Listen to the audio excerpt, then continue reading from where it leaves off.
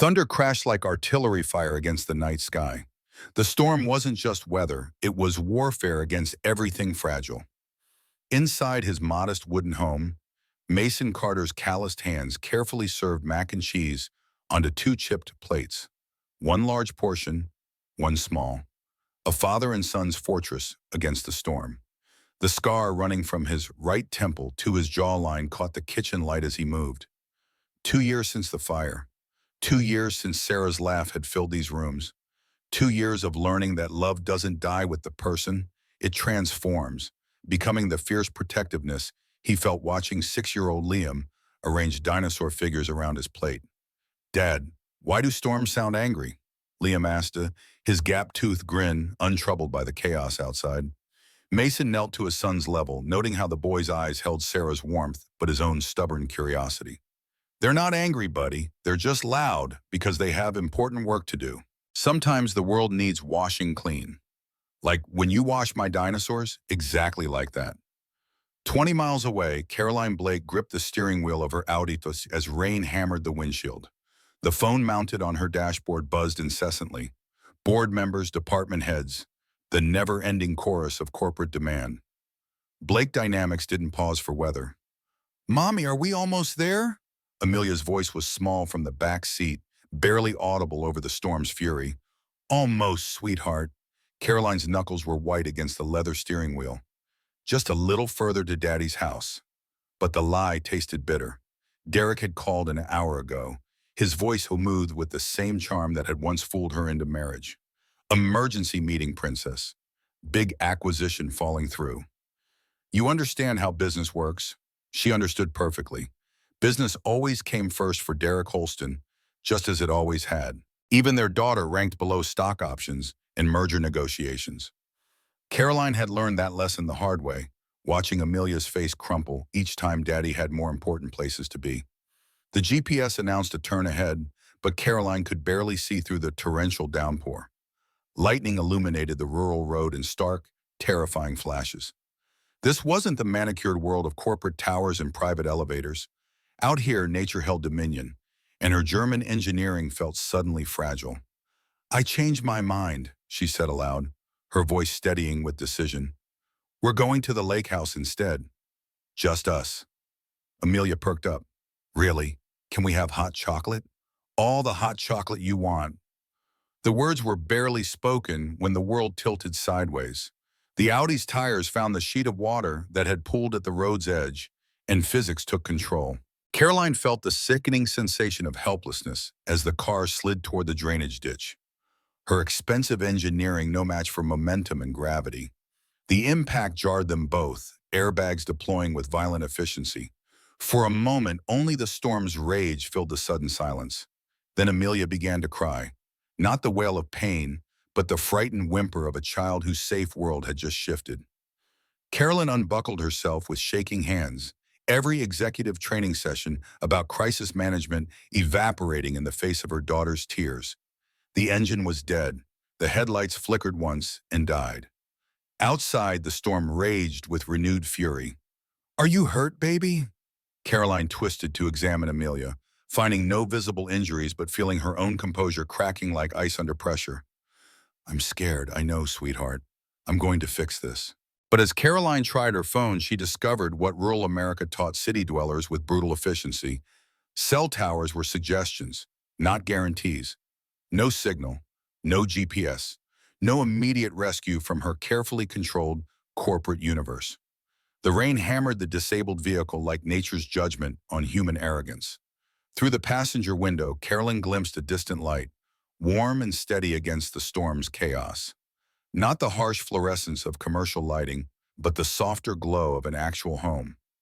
"We're going to walk to that house," she told Amelia, injecting false confidence into her voice. "It'll be an adventure. In the rain, we'll go fast, like running through the sprinklers, remember?" But this wasn't suburban sprinklers on manicured lawns. This was nature unleashing 2 days of accumulated fury. Carolyn gathered their essential items, her purse, Amelia's favorite stuffed animal, their jackets that would prove woefully inadequate. She lifted her daughter from the car seat, feeling the immediate shock of cold rain against expensive fabric. The quarter-mile walk became an eternity. Carolyn's designer heels sank into muddy earth with each step. Amelia clung to her neck, shivering violently as they stumbled through darkness as punctuated by lightning's harsh revelations of their surroundings.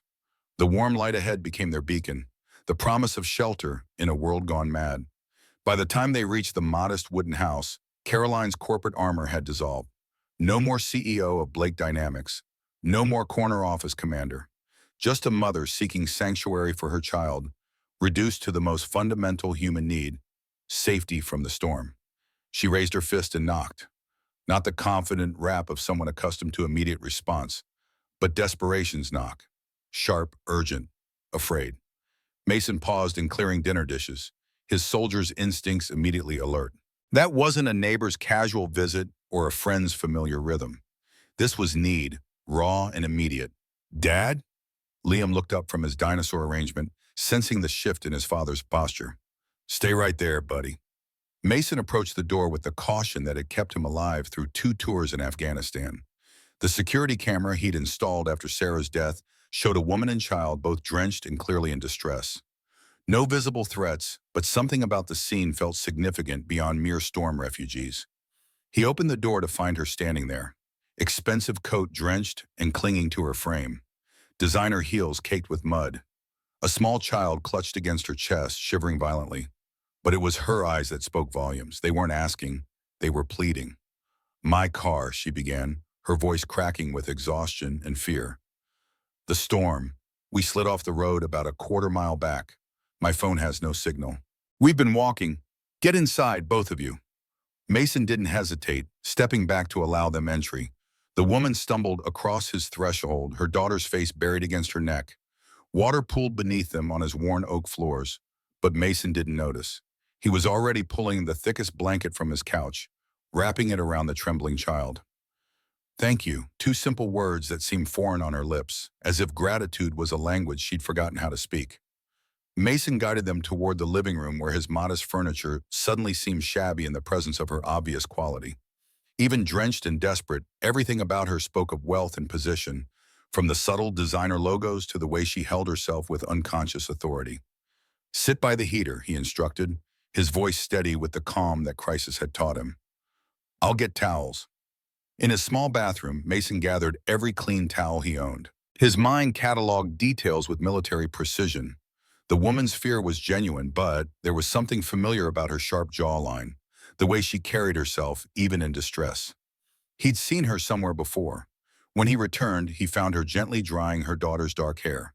The little girl's shivering had subsided, but her eyes remained wide with lingering fear of the storm's violence in this strange new place. "Is she hurt?" Mason asked, kneeling to their level with practiced ease around children. "Just cold and frightened."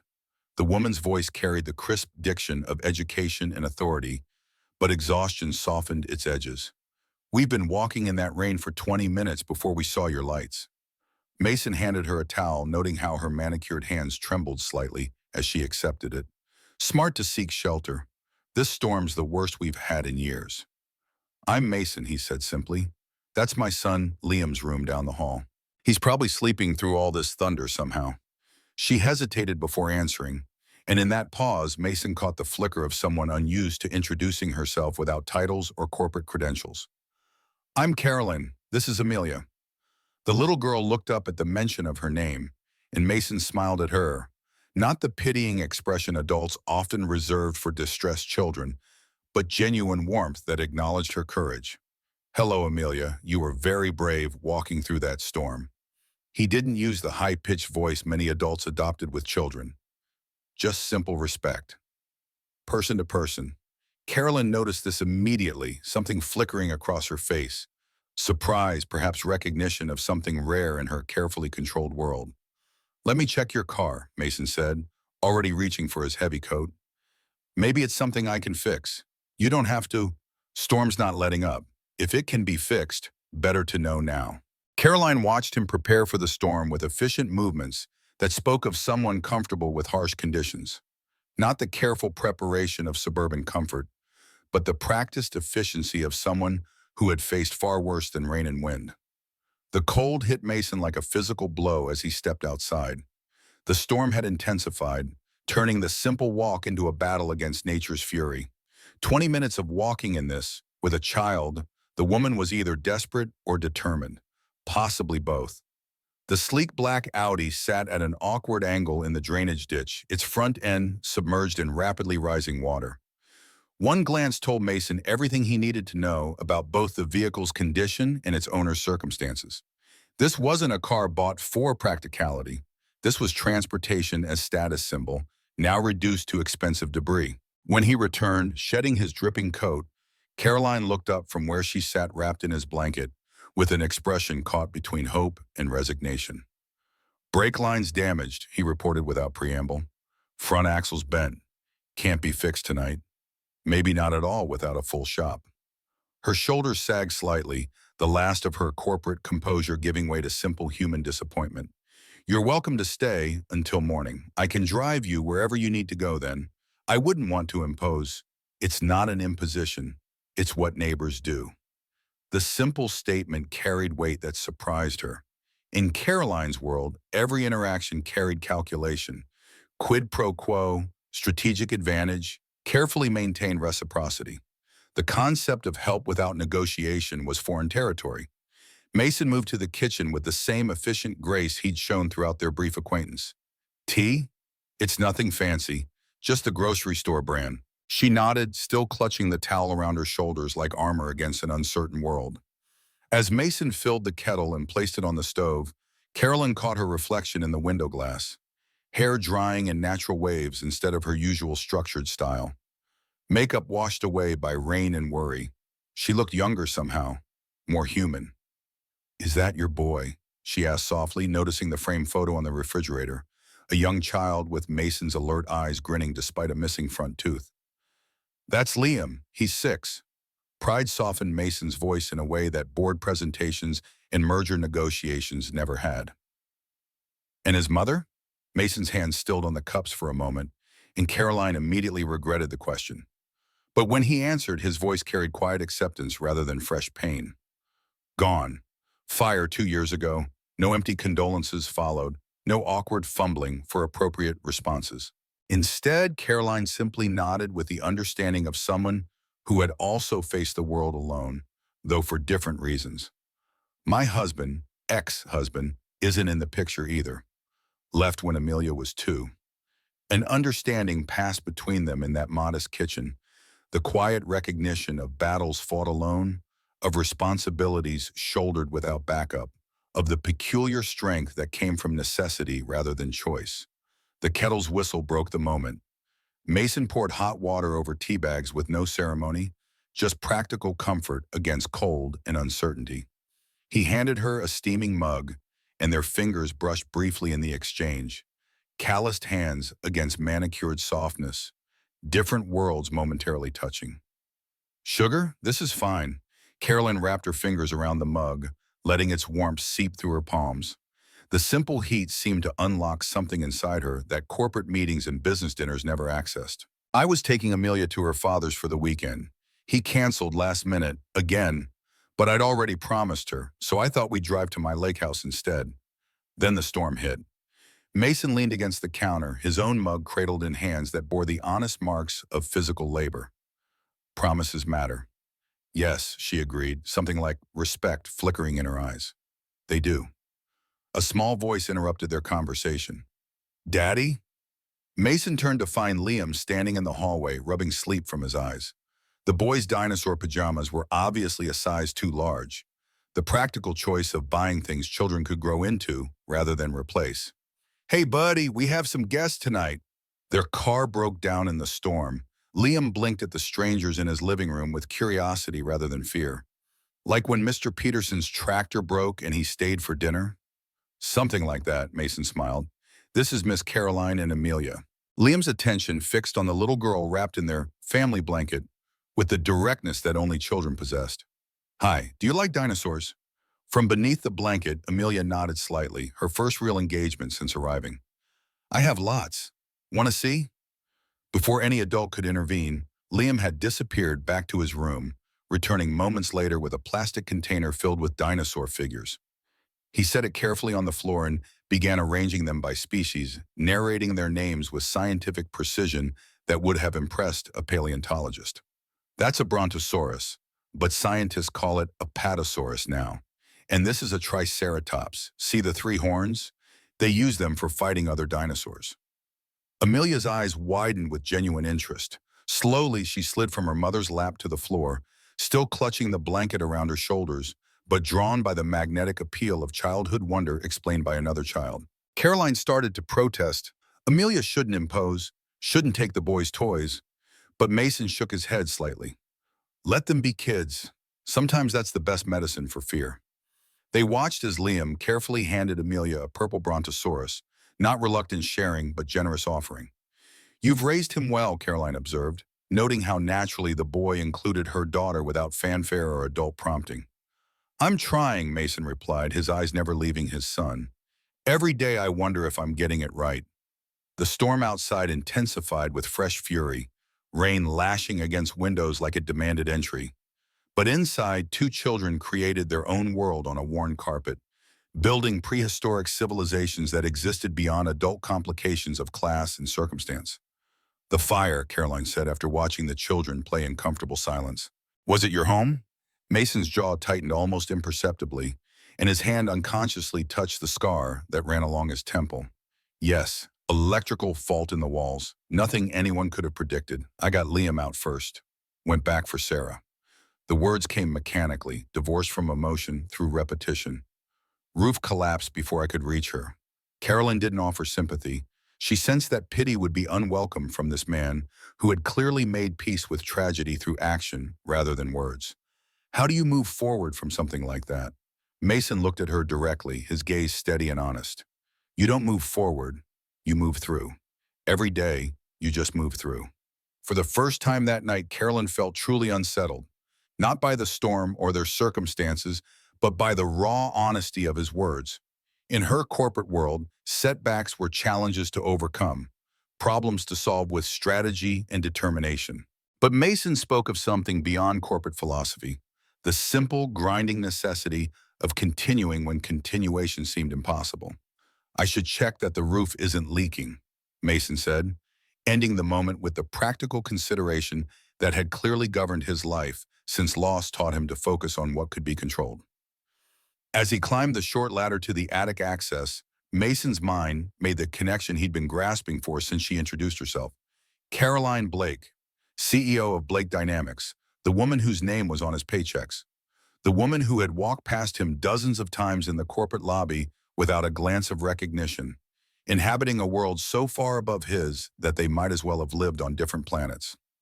Now she sat on his second-hand couch, drinking grocery store tea, wrapped in his blanket while her daughter played dinosaurs with his son. The universe, it seemed, had a sense of irony. The roof was holding, no leaks yet, though the storm continued its assault with undiminished fury. When Mason descended, he found Caroline standing by his bookshelf, examining the modest collection of technical manuals and mystery novels, with the careful attention of someone trying to understand a puzzle. You worked in technology, she said. Not a question, but a statement based on the evidence before her. Systems security before I became the man who mops your building's floors. Her back stiffened with recognition, the corporate executive finally placing the maintenance worker who had shown her more genuine kindness in one evening than most people in her professional circle managed in years. You work at Blake Dynamics, maintenance department, 2 years now. The corporate mask threatened to slide back into place as Caroline recalibrated, mentally shifting from stranded mother to employer. But Mason didn't give her the chance to retreat into hierarchy. Let me get some bedding for you and Amelia. You can take my room. Liam and I will bunk in the living room. I couldn't possibly. I change the sheets every Sunday. They're clean. No room for argument in his tone, just practical problem solving that treated her comfort as simple necessity rather than corporate courtesy. Caroline looked like she wanted to protest, but glanced at Amelia, now fully engaged in dinosaur play with Liam, and nodded. Thank you. Mason prepared his bedroom with the same efficiency he brought to everything. Fresh sheets, extra blankets, a glass of water on the nightstand beside the single photograph that dominated the sparse space.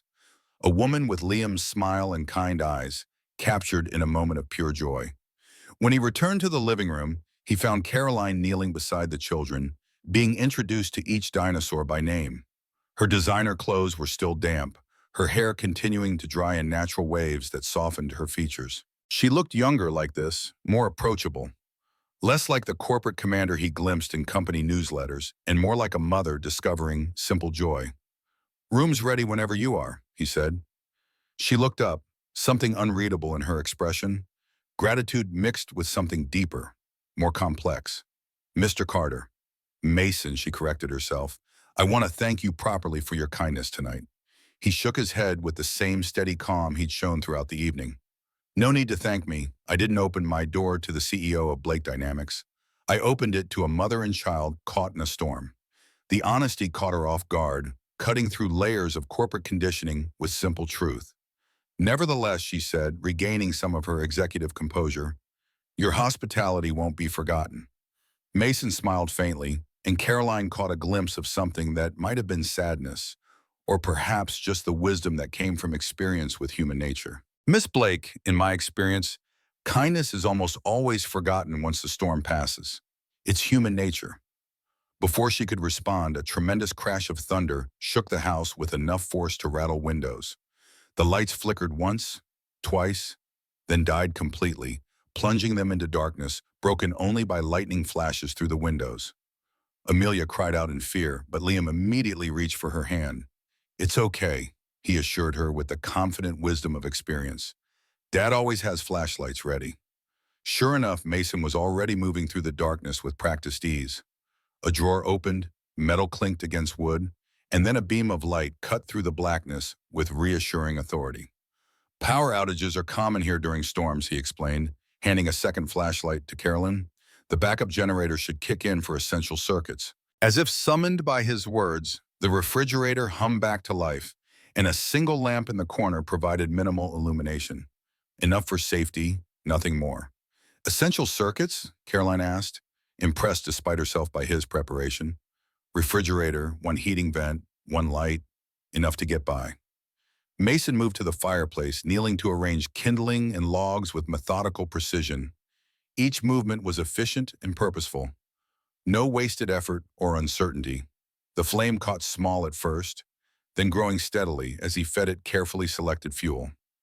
Carolyn watched his profile in the growing firelight, the strong jawline made more pronounced by shadow, the scar that told its own story of survival and sacrifice, the steady hands that had clearly dealt with far more serious challenges than power outages and unexpected guests. "Were you always in systems security?" she asked as the fire began to provide meaningful warmth and light. "Army first, 8 years. Then private sector. Built security systems for financial institutions mostly. That's quite a leap to maintenance work." Mason added another log before answering, his movements deliberate and calm. "After Sarah died, I couldn't focus. Made mistakes. In security, mistakes cost jobs, reputations, millions of dollars." His voice remained even, matter of fact. "Nobody wants a security expert who can't concentrate. But buildings always need fixing. Leaky pipes don't care if your mind sometimes wanders to places it shouldn't." The raw honesty silenced Caroline completely. In her world of boardrooms and shareholders, vulnerability was weakness that competitors exploited without mercy. Failure was unacceptable, covered up or spun into strategic repositioning. Yet here was a man who acknowledged both loss and its consequences without shame, not flaunting his wounds, but not hiding them either. "Daddy, I'm hungry," Liam announced, breaking the moment with a child's perfect timing. Mason checked his watch. "It's late, but I think emergency sandwiches are called for." "How about you, Amelia? Hungry?" The little girl, now sitting comfortably beside Liam, nodded shyly. "Peanut butter and jelly coming." "Up." He glanced at Carolyn. "Any allergies I should know about?" "No allergies," she replied, then added quickly, "but you don't have to feed us." "Everyone eats in this house," Mason said simply, already heading toward the kitchen, with the natural authority of someone accustomed to caring for others. Carolyn followed, taking her flashlight with her. "Let me help." In the kitchen, they worked side by side, an unlikely team moving with surprising coordination. The CEO spread peanut butter while the maintenance man sliced apples with practiced precision. The domesticity of it struck Caroline as surreal. Hours ago, she'd been reviewing quarterly projections in her corner office. Now she was making sandwiches by flashlight with a man whose world she'd never imagined entering. Liam seems very resilient, she observed, watching Mason cut crusts off his son's sandwich with the precision of long practice. Kids adapt better than we do, Mason replied, arranging apple slices in neat patterns around each plate. They live more in the present. It's us adults who get stuck in the past or worried about the future. A comfortable silence fell between them, broken only by the sound of the knife against the cutting board and the storm's continued assault on the windows. Lightning flashed outside, followed by thunder that seemed more distant now, the storm's peak passing, leaving behind steady rain and the promise of eventual calm. "How do you do it?" Carolyn asked suddenly, her voice barely audible above the rain. "Raise him alone, work full-time, keep going after everything you've lost?" Mason continued his methodical preparation, hands never faltering as he created simple smiley faces from apple slices, small gestures of love that cost nothing but meant everything. One day at a time, sometimes 1 hour at a time. He looked up, meeting her gaze directly in the flashlight's glow. "And I remember what my father taught me. A man's worth isn't measured by what he owns or what title he holds. It's measured by what he does when life gets hard." The simple wisdom hit Caroline like a physical force. She'd spent years accumulating exactly those external measures. The corner office, the luxury car now sitting useless in a ditch, the corporate title that opened doors and commanded respect. But when real crisis struck, when her daughter needed safety and comfort, those achievements had proved worthless. It was this man's character, his willingness to open his door without question, to share his home without calculation, that had provided salvation. "We all have our storms, Miss Blake," Mason continued, gathering the plates. "Some are just more visible than others." They brought the simple meal to the children, who had created an elaborate dinosaur civilization on the living room floor. Mason sat cross-legged beside them, listening intently as Liam explained the complex social hierarchy of the prehistoric society they'd invented. Carolyn remained on the couch, watching this father who had lost everything except what mattered most. He laughed at his son's jokes, asked thoughtful questions about the dinosaur world, gently encouraged Amelia to share her ideas too. Not once did he check the time or show impatience. In Caroline's world, time was currency, always measured, always insufficient. Her attention was perpetually divided, her mind constantly calculating the opportunity cost of every interaction. Even with Amelia, she found herself thinking of emails that needed responses, meetings that required preparation. But Mason was fully present. His world had narrowed to this moment, these children, this simple meal shared in firelight during a storm. When the sandwiches were gone and eyelids grew heavy, Mason announced bedtime. Liam protested half-heartedly, but there was a rhythm to their nighttime routine that brooked no serious argument. "You can leave the dinosaurs right where they are," Mason assured both children. "Their civilization will be waiting in the morning." Carolyn stood to guide Amelia toward the offered bedroom, but her daughter clung to Liam's side, reluctant to leave her new friend and the comfort of their created world. "She can stay in my room," Liam offered. "I have a sleeping bag that's really cool. It has stars that glow in the dark." Mason looked to Caroline for approval. After a moment's hesitation, she nodded. "If you're sure it's no trouble." "No trouble," Mason assured her. "Liam's room has twin beds anyway. I can set up on the couch." He helped the children prepare for bed, finding a spare toothbrush for Amelia, making sure Liam actually used his, checking that both had water within reach. Carolyn observed his bedtime protocol with interest. It was methodical but warm, structured but loving. When the children were settled, Mason returned to the living room where Caroline sat by the fire, staring into the flames with an expression he couldn't quite read. "The storm's passing," he said, gesturing toward the windows where the rain had gentled to a steady patter. "Probably be clear by morning." Caroline nodded, but didn't look away from the fire. "I should thank you again. Like I said, no need." Mason settled into the armchair opposite her, the leather cracked with age but bearing the comfortable indentation of a man who'd spent many evenings reading beside the fire. "Your son offered his most prized dinosaur to my daughter within minutes of meeting her," Carolyn said after a pause. That kind of generosity isn't common. Mason smiled slightly. Kids are born generous. We adults teach them to be otherwise. Is that a criticism of my parenting? A defensive edge crept into her voice. Not at all. Mason's tone remained even. Just an observation about the world we live in. We teach children to compete before we teach them to care. She couldn't argue with that. Her own corporate philosophy was built on competitive advantage, on outmaneuvering rivals, on securing the largest market share. Success meant beating others, not helping them. Your world and mine are very different, she said finally. Mason looked around his modest living room, the second-hand furniture, the bookshelves made from repurposed pallets, the patched curtains, then back to her with her manicured nails and subtle designer logos.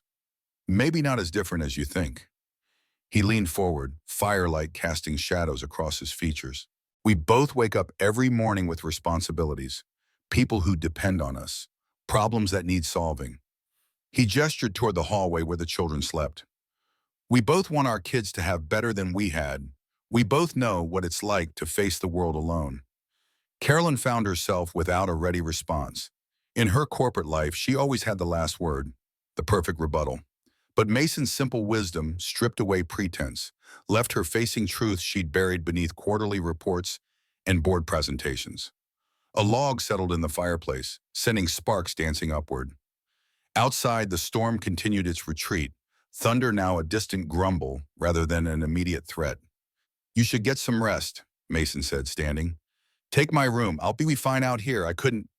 You can and you will. His tone was firm but not unkind. You've had a harder night than I have. Too exhausted to argue, Caroline nodded. Thank you, Mr. Carter. Mason, he corrected again, a faint smile touching his lips. Mason, she repeated softly. In his bedroom, Carolyn sat on the edge of the neatly made bed. The photograph on the nightstand caught her attention. Mason's late wife, she presumed. The woman was laughing, her arm around a much younger Liam. They had the same expressive eyes. Caroline's gaze moved around the sparse room. No television, no computer, just books on the nightstand. A mystery novel, a technical manual on electrical systems, and a well-worn copy of To Kill a Mockingbird. The simplicity was foreign to her. Her own bedroom featured a custom king-size bed, an integrated smart home system, and a walk-in closet larger than this entire room. Yet something about this space felt more like home than her luxury penthouse ever had. She changed into the clean t-shirt Mason had left for her, soft with age, bearing the faded logo of the Army Corps of Engineers. The fabric smelled of simple laundry detergent and carried the indefinable essence of a home where people truly lived, not just resided. Sleep came surprisingly easily, her usual insomnia quieted by the rhythmic sound of rain and the lingering warmth of human kindness. Morning arrived with gentle persistence, sunlight filtering through curtains that had seen better days. For a moment, Carolyn was disoriented. Then memory returned. The storm, the broken car, the unexpected sanctuary. She dressed quickly in her now dry clothes and made her way to the kitchen, following the scent of coffee. Mason stood at the stove, spatula in hand, expertly flipping pancakes while Liam set the table. No sign of Amelia yet. Good morning, Mason said without turning. Coffee's ready. Pancakes in 5 minutes. How did you know I was here? Carolyn asked, surprised by his awareness. He glanced over his shoulder, a hint of amusement in his eyes. Floorboard by the hallway creaks. Has since we moved in. Keep meaning to fix it. Caroline poured herself coffee, noting the chipped mug with a child's painted handprint. Everything in this house had history, had meaning. Amelia's still sleeping, Liam announced carefully, placing forks beside each plate. She was scared in the night, but I told her my dad keeps all the bad things away. Mason's expression softened at his son's words. That's right, buddy. That's what dads do. The simple statement carried the weight of a sacred vow. Carolyn thought of her own father, absent more often than present, generous with gifts but miserly with time. Then of Amelia's father, whose promises evaporated like morning dew when more interesting opportunities arose. I checked your car this morning, Mason said, serving golden pancakes onto waiting plates. Damage is worse than I thought. Brake lines completely severed, and there's frame damage. You'll need a tow truck. Caroline nodded, already reaching for her phone. I'll call my assistant. Already called Joe's towing from town. He'll be here in an hour. At her surprised look, Mason added, reception's better in the morning. Phone's on the wall if you need to make any calls. A landline. Caroline couldn't remember the last time she'd used one. Her world ran on smartphones, tablets, and constant connectivity. Thank you, she said, finding herself genuinely grateful for his foresight. I should let my office know I won't be in today. Mason nodded, turning back to the stove. Take your time. Breakfast is ready when you are. The wall phone felt strange in her hand, heavier than her sleek smartphone. The coiled cord was a physical tether to this place. She dialed her assistant's number from memory. Rebecca, it's Caroline Blake. A pause. Yes, I'm fine. Car trouble during the storm last night. Another pause. No, I won't be in today. Reschedule everything. And I need a car sent to... She glanced at Mason, who was helping Liam pour maple syrup. What's the address here? 4287 Oakwood Lane, he supplied without looking up. 4287 Oakwood Lane, she repeated into the phone. Yes, that's in Millfield. Send David with the sedan. A longer pause. No, not urgent. Early afternoon is fine. She hung up with the solid click of the receiver, a satisfying conclusion to the conversation that her smartphone never provided. When she turned back, Amelia had appeared, hair tousled from sleep, still wearing her clothes from yesterday. The little girl made a beeline for Liam, who promptly showed her the proper way to pour syrup on pancakes, in a careful spiral, never rushing. They ate it together at the small kitchen table. Two single parents and two children, an improvised family unit created by circumstance. The conversation flowed easily, centered around the children's dinosaur adventures and plans for the day. The sun's out, Mason observed, glancing out the window at the transformed landscape. Last night's threatening darkness had given way to brilliant morning light. Perfect weather for fixing that bicycle chain in the garage. What do you think, Liam? Should we show the ladies our workshop before they leave? Liam nodded enthusiastically. I've been helping Dad fix my bike, he told Amelia proudly. I know all the tool names now. Can I see? Amelia asked. The most words Caroline had heard from her daughter since arriving. Of course, Mason answered. We've got time before the tow truck comes. After breakfast, they gathered in the small detached garage.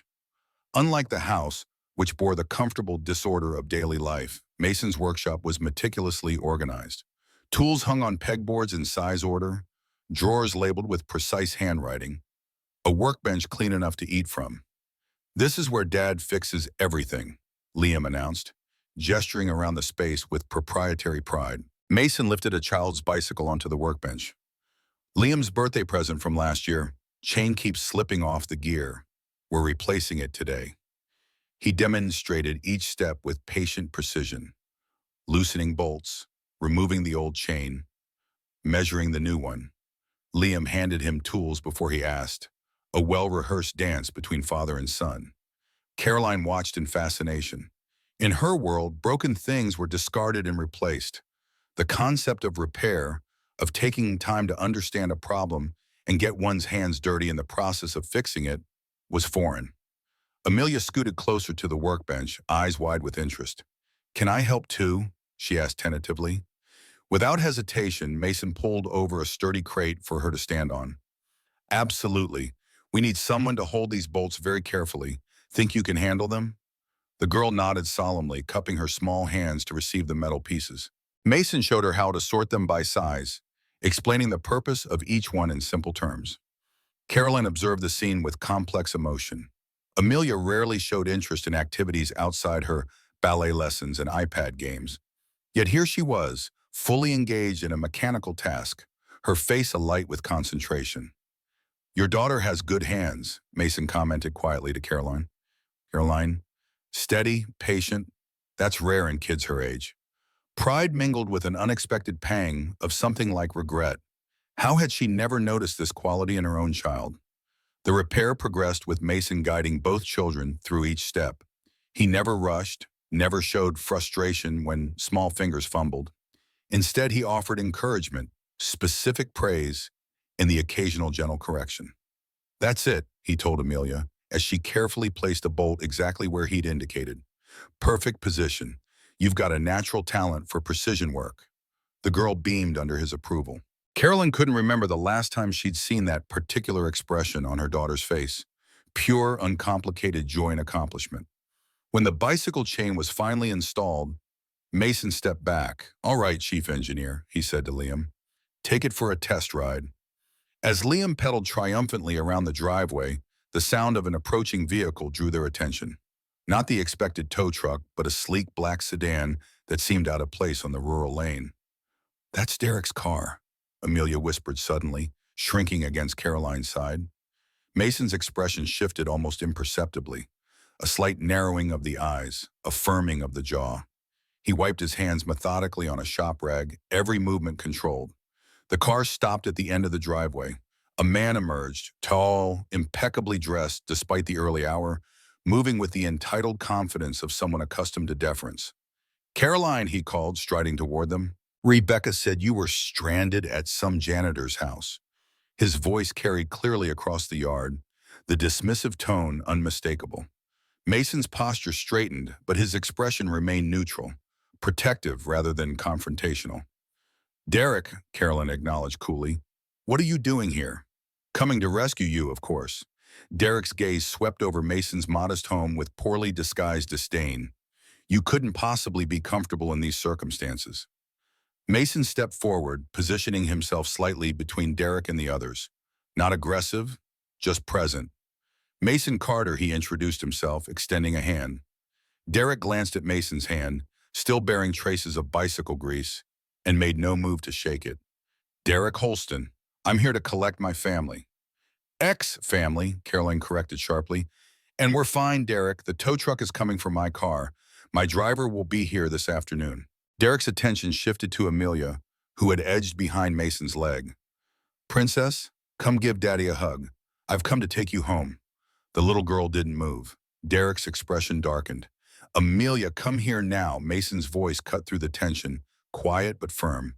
"The young lady seems comfortable where she is, Mr. Holston." Derek's head snapped up, eyes narrowing. "Excuse me? Who exactly do you think you are?" "Just a man who believes children shouldn't be ordered around like possessions," Mason replied evenly. No raised voice, no threatening stance, just calm certainty. Derek took a step forward. "Listen, maintenance man. No, you listen." Carolyn moved to stand beside Mason, her corporate authority fully restored. "You canceled our arrangements yesterday. You forfeited your weekend. You don't get to show up unannounced and make demands." Derek's face flushed with anger. "I had a business emergency." "You always have a business emergency," Caroline cut him off. Meanwhile, Mason here took in two strangers during a storm. Fed us, gave up his bed, fixed my daughter breakfast, all without complaint or expectation. Her voice hardened. "That's what real men do, Derek. They show up when needed, not when convenient." The air between them crackled with tension. Derek shifted his weight, clearly unused to being challenged. "This isn't over, Caroline," he said finally. "My lawyer will be in touch about revisiting our custody arrangement." "Your lawyer is welcome to call my lawyer," Caroline replied coolly. "I have excellent documentation of your canceled weekends." Derek's jaw tightened. He glanced once more at Amelia, who remained partially hidden behind Mason. Something like genuine hurt flashed across his features before the mask of indignation returned. "We'll discuss this later," he said, turning back toward his car. "In private." They watched in silence as he drove away, gravel spraying from beneath his tires. "I'm sorry about that," Carolyn said once the car had disappeared from view. Mason shook his head. "No need to apologize for someone else's behavior." Amelia tugged at Mason's pant leg. "Thank you," she whispered, the words barely audible. He knelt to her level. "For what, kiddo? For not making me go with him when he was angry." Mason's expression softened. "No one should ever have to go anywhere with someone who's angry, not even if that someone is your dad." He spoke the words simply, but they carried the weight of profound truth. Carolyn felt them settle in her chest like stones in still water. The moment was broken by the arrival of a rust-spotted tow truck, its diesel engine announcing its presence long before it came into view.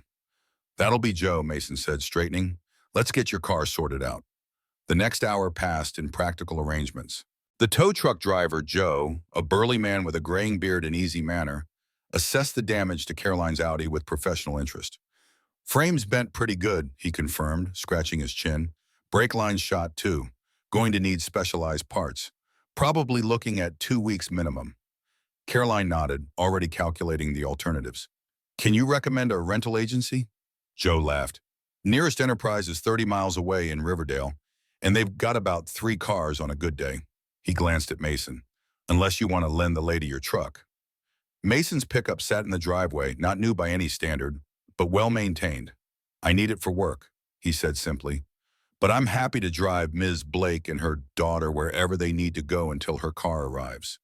Caroline started to protest, but Joe was already hooking up her Audi. I'll get this to my shop and call you with an estimate, he promised.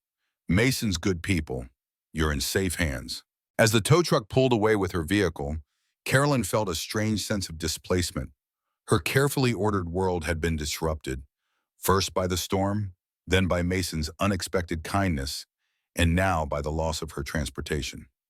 Your driver won't be here until afternoon, Mason observed. Can I offer you more coffee while we wait? The mundane suggestion grounded her. Yes, thank you. That would be nice. Back inside, the children returned to their dinosaur civilization while the adults retreated to the kitchen. Mason brewed fresh coffee with movements that were efficient and economical. No wasted energy, no unnecessary flourishes.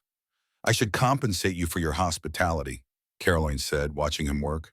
The food, the inconvenience. Caroline, Mason turned, coffee pot in hand. When everything has a price tag, some things lose their meaning. She accepted the coffee he offered, their fingers brushing momentarily in the exchange. In my world, everything has a price. Then perhaps you've been living in the wrong world. The statement should have offended her. Instead, it resonated with uncomfortable truth. In the corporate realm she navigated daily, relationships were transactional. Value was measured in stock prices and quarterly returns. Success meant accumulation of wealth, power, influence. Yet here in this humble kitchen, with its chipped mugs and faded curtains, she'd witnessed a different kind of wealth. The rich relationship between father and son, the genuine security that came not from alarm systems, but from knowing someone would always open the door when you knocked. Perhaps I have, she admitted softly. Mason leaned against the counter, studying her with quiet intensity. Why did you become CEO? What was the dream behind it? The question caught her off guard. People asked about her strategies, her management philosophy, her views on market trends. No one asked about dreams. Security, she answered after a long moment. My father lost everything when his business failed. We went from country club memberships to food stamps in less than a year. I swore I'd never be that vulnerable again. Mason nodded, understanding in his eyes. So the corner office, the fancy car, their armor. Effective armor, she countered. Until the storm hits and you end up on a stranger's doorstep anyway.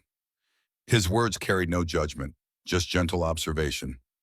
Caroline smiled ruefully. Touché. A comfortable silence settled between them, broken only by the children's laughter from the living room. Through the window, sunlight dappled the yard, where puddles from last night's storm reflected the clear blue sky. I meant what I said to Derek, Caroline said finally, about you being a real man, taking us in, helping without question. Mason's expression remained neutral, but something flickered in his eyes, recognition perhaps of values shared despite their different circumstances. I was raised by a father who believed your word was your bond and your character was your legacy, he said simply. Everything else, money, status, possessions, that all comes and goes. But who you are when others need you, that's the only thing that matters in the end.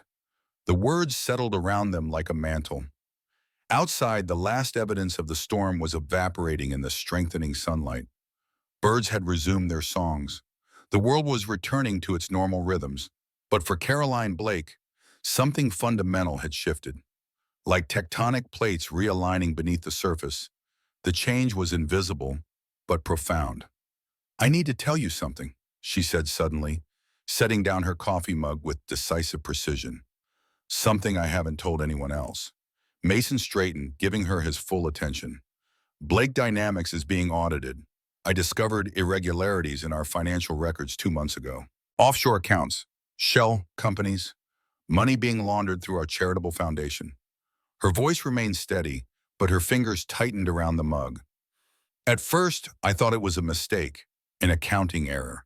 Then last week, I found evidence that someone is systematically stealing from the company and setting me up to take the fall.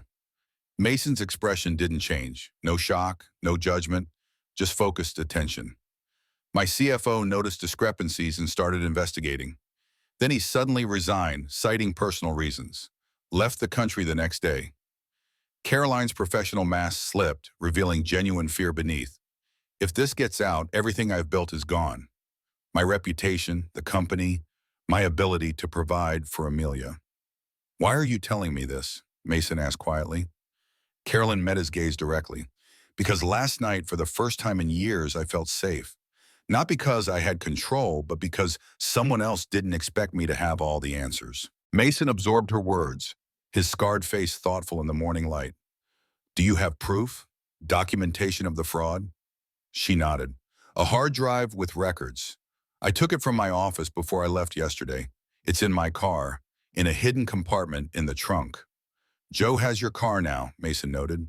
Yes, and I need that drive back before anyone else finds it. The implication hung between them. She was asking for help, not from an employee, but from the man who had opened his door during a storm. Mason considered for a long moment, weighing something in his mind. Then he stood, decision made. I'll call Joe. Ask him not to start work on your car until we get there. We can retrieve the drive before he does any serious dismantling. Relief flooded Caroline's features. Thank you. Mason reached for the wall phone, then paused, looking back at her with quiet intensity. This isn't just about a hard drive, is it? You're being hunted? She didn't deny it. Yes. By whom? I'm not certain yet, but I have suspicions. Her voice lowered. Victor Lang, my COO. He's been pushing for more control over our international divisions, exactly where the money laundering is happening. Mason nodded once, absorbing the information. Then we need to be careful. Very careful. The we didn't escape Caroline's notice. This maintenance man, this stranger who had become something more overnight, had just aligned himself with her cause without hesitation or negotiation. As Mason dialed the towing company, she watched him with new eyes. He stood straight-backed, shoulders squared, voice steady. Not the posture of a broken man, but of one forged through fire. For the first time since discovering the financial irregularities, Carolyn felt a flicker of hope. Not because Mason could solve her problems, though his technical background suggested he might have valuable skills, but because she was no longer facing the storm alone. Sometimes she realized the most powerful thing in the world isn't wealth or influence. It's the simple knowledge that when you knock on a door in the middle of a storm, someone will open it without question. And sometimes that makes all the difference. Joe's towing yard sprawled across 3 acres of gravel and concrete, a mechanical graveyard where vehicles awaited resurrection or final judgment. The morning sun reflected harshly off windshields and chrome bumpers. In one corner, Caroline's Audi sat like a wounded animal, its elegant lines now marred by the previous night's collision. Mason's pickup truck rumbled to a stop beside the office trailer. Wait here with the kids, he said, his voice carrying the quiet authority of someone accustomed to crisis management. Better if Joe doesn't realize the importance of what we're looking for. Caroline nodded, her manicured hand resting protectively on Amelia's shoulder. The contrast was striking, her designer watch catching sunlight next to her daughter's small fingers, which clutched a plastic dinosaur borrowed from Liam. Inside the trailer, Joe looked up from his paperwork. Mason, wasn't expecting you so soon. Thought I'd take a look at the car before you start dismantling it. Might have left something important in there. Joe waved toward a pegboard of keys. Help yourself. Not starting on it till tomorrow anyway. Got 3 transmissions ahead of it. Mason selected the Audi's key, his weathered fingers decisive. No wasted movement, no hesitation. Appreciate it, Joe. Won't be long. Back at the car, Mason opened the trunk with practiced efficiency. Where's this hidden compartment? Caroline leaned in, her shoulder brushing against his as she reached toward the trunk's carpeted lining. There's a release catch under here. Right about. A soft click interrupted her words as a panel slid open, revealing a shallow recess. Inside lay a sleek external hard drive, innocuous in appearance, the kind of device that could hold family photos or business presentations, or evidence of crimes worth millions.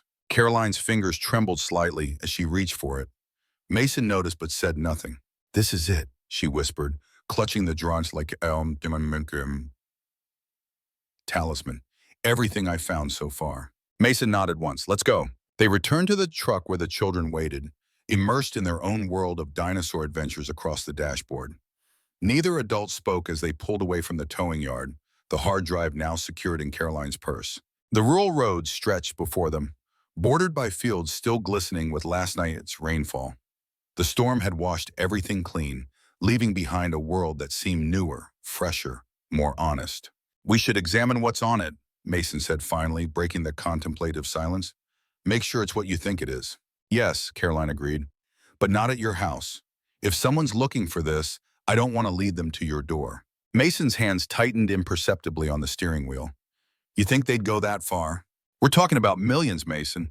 People have killed for far less. He absorbed this information with the same steady calm he'd shown throughout their acquaintance.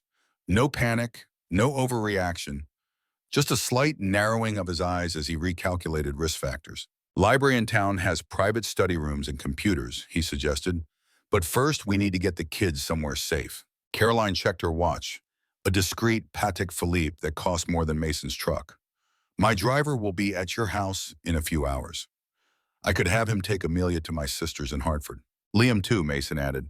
They should stay together, safer that way. The implication hung between them. Whatever lay ahead might be dangerous.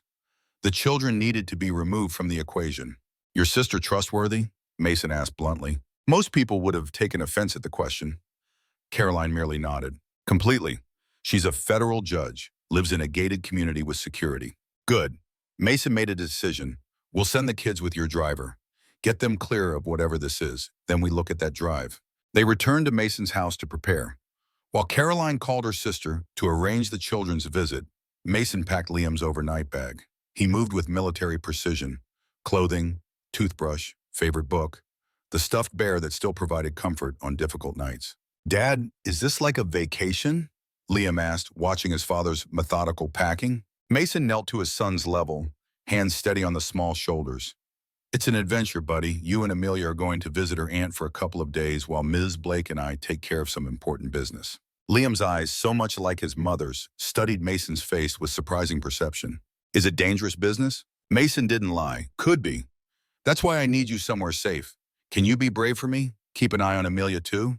The boy's chest puffed slightly with the responsibility.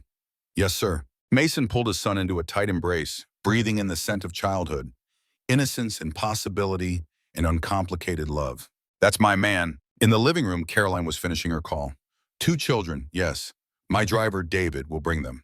They'll need the guest room prepared. Her voice carried the crispness of command, but her free hand stroked Amelia's hair with unconscious tenderness.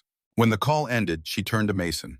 It's arranged. Sandra will meet them at the house. Security is already alerted. Mason nodded, shifting seamlessly into tactical planning. What about the driver? He trustworthy? David's been with me for 8 years. Former Secret Service. She added the last detail without inflection, but the message was clear. The children would be protected. The waiting stretched time like taffy, minutes elongating with tension. Mason brewed coffee they didn't really want. Caroline checked her phone for emails she couldn't focus on. The children, sensing the adults' unease, played more quietly than usual, dinosaurs migrating in silent herds across the living room carpet. When the sleek sedan finally appeared in the driveway, Mason's shoulders loosened fractionally. One problem solved. The children would be safe. The driver, David, stepped out, ramrod straight in his tailored suit. His eyes scanned the surroundings with professional assessment before approaching the house. Ms. Blake, he greeted with a respectful nod. Then with the barest hesitation, Mr. Carter. Mason sized up the man with a veteran's instinct. Late 40s, military bearing, eyes that noticed everything. Good. The children need to go to Sandra, Caroline explained. Directly there, no stops. I've texted you the security codes for entry. David nodded once. Understood, ma'am. His gaze flickered briefly to Mason, then back to his employer. Will you be following later? No. Mr. Carter and I have business to attend to first. I'll call when we're ready to be picked up. If David found anything unusual in these instructions, his professional demeanor revealed nothing. Very good, ma'am. The bags? Mason retrieved the children's overnight bags from the bedroom. The goodbye was brief, necessarily so. Too much emotion might frighten the children, suggest a separation more significant than a few days' adventure. Mind your manners at Mrs. Andros's, Mason told Liam, straightening the boy's collar in a gesture of normalcy. Remember to say please and thank you. I will, Dad. Liam clutched his dinosaur figures in one hand, his small backpack in the other, ready for adventure, unaware of the stakes. Amelia clung briefly to Caroline's legs before Liam offered his hand. Come on, he said with the simple confidence of childhood. Dad says we're going on an adventure. As the sedan pulled away, Mason and Caroline stood side by side in the driveway, united in the peculiar ache of parents separated from their children. Different backgrounds, different lives, but in this moment, perfectly aligned. They'll be safe, Mason said, as much to himself as to her. Caroline nodded, blinking rapidly. Yes. They watched until the car disappeared around the bend, taking with it their most precious possessions. Now, Mason said, turning toward his truck, let's see what's on that drive. The public library in Millfield occupied a red brick building that had once been the town hall. Its architecture spoke of small-town ambition and civic pride, columns flanking the entrance, tall windows arching toward detailed ceiling work, shelves of books that offered escape and education in equal measure. Mason and Caroline secured a private study room in the back, away from the main reading areas. A single computer sat on a wooden desk, its outdated monitor a reminder of municipal budget constraints. Will this work? Caroline asked, eyeing the computer dubiously. Mason nodded. Basic file access is all we need for now. He plugged in the external drive, his movements methodical. Let's see what we're dealing with. The drive contained dozens of folders, each labeled with cryptic alphanumeric codes. No obvious names, no convenient signposts, deliberate obfuscation. Start with the most recently modified, Mason suggested. Caroline leaned closer, her shoulder again brushing his as they both studied the screen. The contact was brief but electric. Two people united by circumstance, drawn together by dangers neither had anticipated. The files revealed a complex web of transactions, money moving between accounts, shell companies redirecting funds, charitable contributions that never reached their stated destinations. To an untrained eye, it might have appeared as normal corporate activity, but Mason saw the patterns immediately. Classic laundering structure, he murmured, navigating through spreadsheets with practiced ease. Money goes in dirty, comes out clean. Whoever set this up knew what they were doing. Caroline's breath caught. Can you tell who's behind it? Mason's fingers moved steadily across the keyboard, opening files, cross-referencing data points. Not directly. They've been careful. But there are timestamps on these transactions. Access logs. He pointed to a column of dates and times. All these withdrawals happened during board meetings. When I'd be occupied, Caroline realized, unable to monitor the system. Exactly. They work methodically through the files, Mason explaining technical details in simple terms, Caroline providing context for company operations. Their different worlds merged in this pursuit of truth, his practical knowledge of security systems complementing her understanding of corporate structure. 3 hours into their investigation, Mason sat back, rubbing his eyes. There's a pattern here. All the major transactions route through your international charitable foundation before disappearing offshore. Caroline nodded grimly. And guess who chairs the foundation's oversight committee? Victor Lang. Yes, her voice hardened. My second in command, the man I trusted to run half my operations. Mason studied her face, the controlled anger, the hurt beneath the professional mask. Betrayal by a trusted lieutenant cut deep, regardless of whether you commanded boardrooms or battalions. There's more, he said quietly. These access logs show someone's been in the system using your credentials. Late nights, weekends, times you wouldn't normally be working. Caroline's spine stiffened. He has my passwords, or something close enough to bypass security. Mason turned to face her directly. This isn't just about money laundering. They're setting you up to take the fall when it's discovered. Your digital fingerprints are all over these transactions. The color drained from Caroline's face as the full implications registered. This wasn't just about losing her company. This was about potential criminal charges, prison, separation from Amelia. Mason watched the realization dawn in her eyes. Unlike most men in her world, he didn't immediately offer false reassurances or minimize the danger. Instead, he simply asked, "What do you want to do?" The question hung between them, direct, unadorned, respecting her agency even in crisis. Not telling her what to do, asking.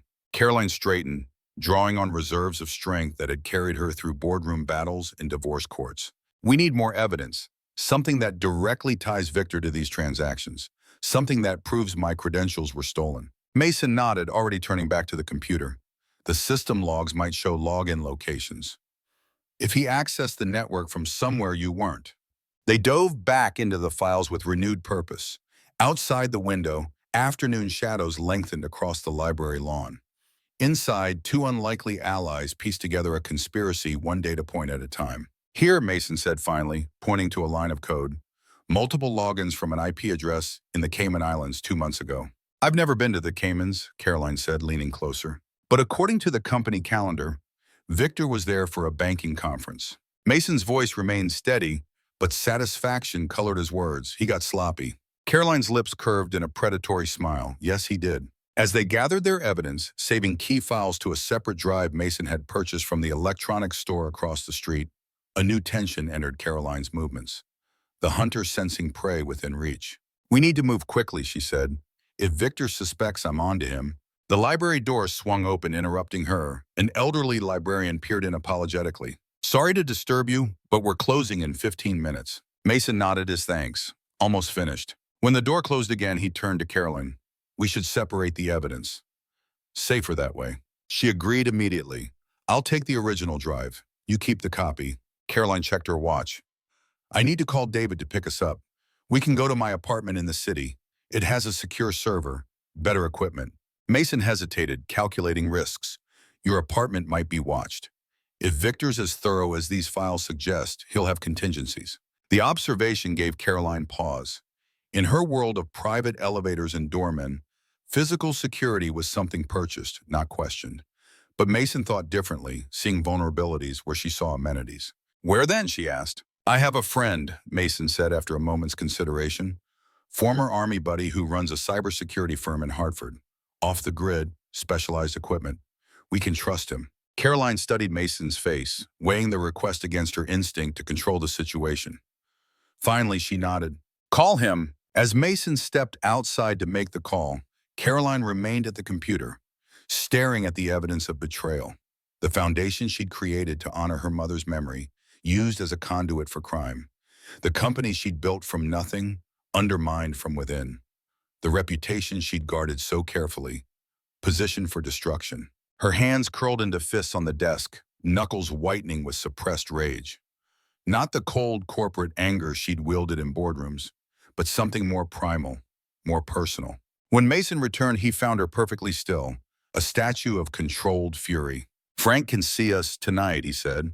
We'll need to drive to Hartford. Caroline nodded once, decisively. Let's go. They left the library as the last patrons were being ushered out. The sky above had turned deep purple with approaching evening.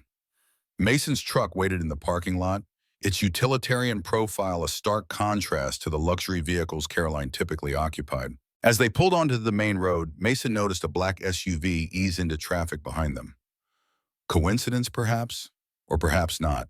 Don't look back, he said quietly, but I think we're being followed. Caroline's breath caught, but she kept her gaze forward as instructed. How can you tell? Same vehicle that was parked across from the library, tinted windows, 2 men inside. Mason's voice remained calm, his hand steady on the wheel. Could be nothing. Let's find out. He made a series of turns through residential streets, each one calculated to confirm his suspicion.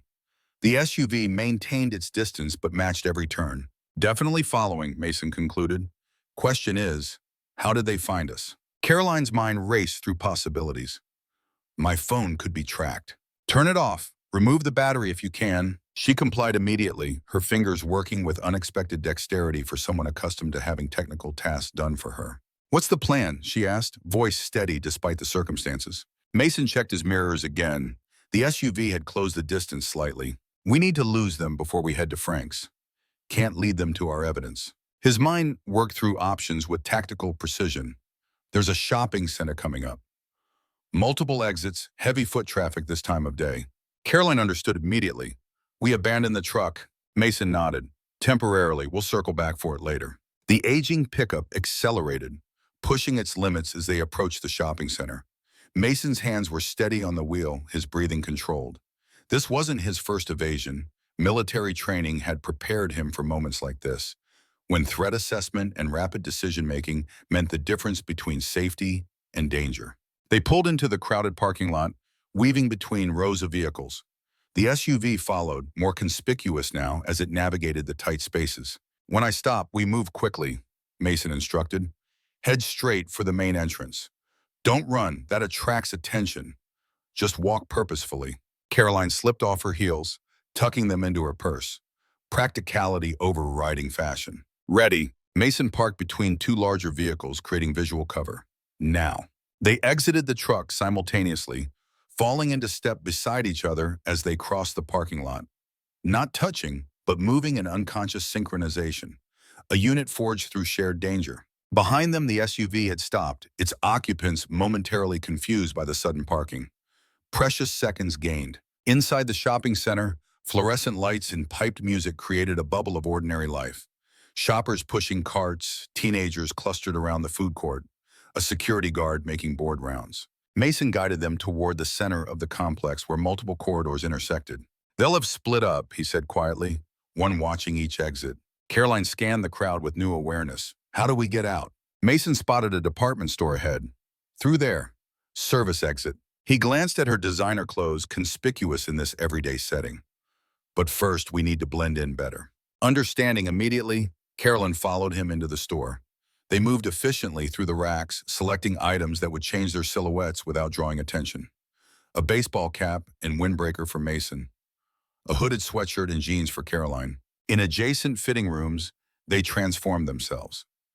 Caroline emerged looking like any suburban mother, comfortable clothes, minimal makeup visible beneath a hood, designer purse now concealed in a shopping bag. Mason had removed his work shirt, the windbreaker zipped over his t-shirt, cap pulled low over his eyes. They paid in Korea, then made their way toward the back of the store where employees occasionally slipped through a service door. "Wait for someone to go through," Mason murmured. "Then we follow before it closes." Moments later, a young employee pushed through with a hand truck of inventory. Mason timed their approach perfectly, catching the door just as it was swinging shut. They slipped into the service corridor beyond, a utilitarian space of concrete floors and exposed pipes. "This way," Mason directed, leading them past storerooms and break areas toward a loading dock at the rear of the building. Outside, delivery trucks lined up at various bays. Workers in uniforms moved packages and pallets with practiced efficiency. None spared a glance for the couple emerging from the building, just two more people in a busy world. "Now what?" Carolyn asked, keeping her voice low. Mason surveyed their options. "We need transportation." As if in answer, a taxi pulled up to discharge a passenger at the edge of the loading area. Mason nudged Caroline forward. Perfect timing. Inside the taxi, Mason gave the driver an address in Hartford's business district. Not Frank's actual location, but close enough to walk the remaining distance. As the vehicle pulled away from the shopping center, both passengers fought the urge to look back. The taxi merged into evening traffic, becoming one more anonymous vehicle in the stream of headlights now illuminating the darkening streets. Mason finally allowed himself to relax fractionally, his shoulder brushing against Caroline's in the back seat. "How did you know what to do back there?" she asked quietly. "Army training. 2 tours in hostile territory teaches you to spot when something doesn't feel right." Caroline studied his profile in the intermittent glow of passing streetlights. The strong jawline, the scar that told its own story of survival, the watchful eyes that missed nothing. "Thank you," she said simply. Mason glanced at her, then back to the road. "We're not safe yet." "I know, but still, thank you." Something shifted between them in that moment, a recognition that transcended their different worlds. In crisis, status and wealth became meaningless. What mattered was competence, courage, character. The taxi delivered them to a gleaming office tower in downtown Hartford. Mason paid in cash, adding a generous tip with the unspoken request for discretion. They waited until the vehicle disappeared around a corner before heading in the opposite direction. "Frank's place is 6 blocks from here," Mason explained, setting a brisk pace. "Better to approach on foot, harder to track." Caroline matched his stride, the borrowed sneakers a far cry from her usual footwear. The city hummed around them, traffic noise, distant sirens, the collective murmur of thousands of lives intersecting in urban space. They walked in comfortable silence, alert but not paranoid. 2 figures among many on a city sidewalk at dusk, anonymous by choice rather than circumstance. Frank's business occupied the top floor of a converted warehouse in a transitioning neighborhood. No sign advertised his presence. No reception area welcomed visitors. Just a steel door with a sophisticated keypad and camera system. Mason pressed the intercom button. After a moment, a gruff voice responded. Yeah? It's Mason. You expecting me? A pause, then the electronic lock disengaged with a heavy click. Third floor. Elevators broken again. Mason held the door for Caroline. Frank's security measures are a bit thorough. I'm starting to appreciate thorough, she replied. They climbed 3 flights of stairs, their footsteps echoing in the industrial stairwell. At the top floor, another steel door awaited them. This one opened before they reached it. Frank Dominguez stood in the doorway, a bear of a man with salt and pepper hair cropped close to his scalp and arms covered in colorful tattoos that disappeared beneath rolled shirt sleeves. His handshake was firm, his eyes sharp beneath bushy eyebrows. Mason, he greeted, then turned his assessing gaze to Caroline. And this must be the CEO in trouble, Carolyn Blake. She introduced herself, meeting his directness with her own. Frank nodded once, apparently satisfied by what he saw. Come in, place isn't pretty, but it's secure. The space beyond would have given Caroline's interior decorator heart palpitations. Utilitarian furniture competed for space with servers, monitors, and equipment racks. Cables snaked across the concrete floor in organized chaos. Whiteboards covered in diagrams and code fragments lined one wall. The air smelled of coffee and electronics. Command Central, Frank announced with evident pride. Off-grid power, air-gapped systems, signal jammers, active 24/7. Pentagon's got nothing on my setup. Mason smiled slightly. Frank takes his privacy seriously. Damn right I do, Frank gestured toward a workstation in the corner. That's yours for tonight. Fresh system, no network connection unless we need it. While Frank prepared the computer, Mason briefed him on their situation. The financial irregularities, the digital frame-up, the pursuit from the shopping center. Frank listened without interruption, his expression growing more serious with each detail. Corporate espionage with a side of money laundering, he summarized when Mason finished. Ballsy play. Caroline removed the external drive from her purse. Everything we found so far is on here. We need to analyze it more thoroughly, find concrete proof linking my COO to these transactions. Frank accepted the drive with careful hands. Let's see what we're dealing with. The next few hours passed in concentrated work. Frank's expertise complemented Mason's practical knowledge, their military shorthand creating an efficient partnership that Caroline observed with growing respect. These men spoke a language forged in shared experience, direct, precise, unburdened by corporate niceties or political positioning. As evening deepened into night outside the warehouse windows, they had assembled a compelling case. Transaction records, access logs, IP traces, all pointing to Victor Lang as the architect of the fraud. But something still troubled Mason. Why now? He asked, rubbing his tired eyes. Why start framing you at this particular moment? Caroline considered the question. The annual audit is approaching. External auditors will have full access to our books next month. So he's accelerating his timeline, Mason concluded. Setting you up to take the fall before the real accountants arrive. Which means we don't have much time, Frank added grimly. The weight of that realization settled over them like a shroud. They were racing against a clock they couldn't see, pursuing an enemy who held most of the advantages. But they had evidence now. They had allies. And most importantly, they had the truth. Sometimes, Carolyn thought as she watched Mason and Frank work with tireless dedication, that was enough. They worked through the night, stopping only for coffee and the sparse provisions Frank kept in his industrial refrigerator. As dawn broke over Hartford, they had compiled their evidence into an organized presentation, clear enough for law enforcement, devastating enough for Victor Lang.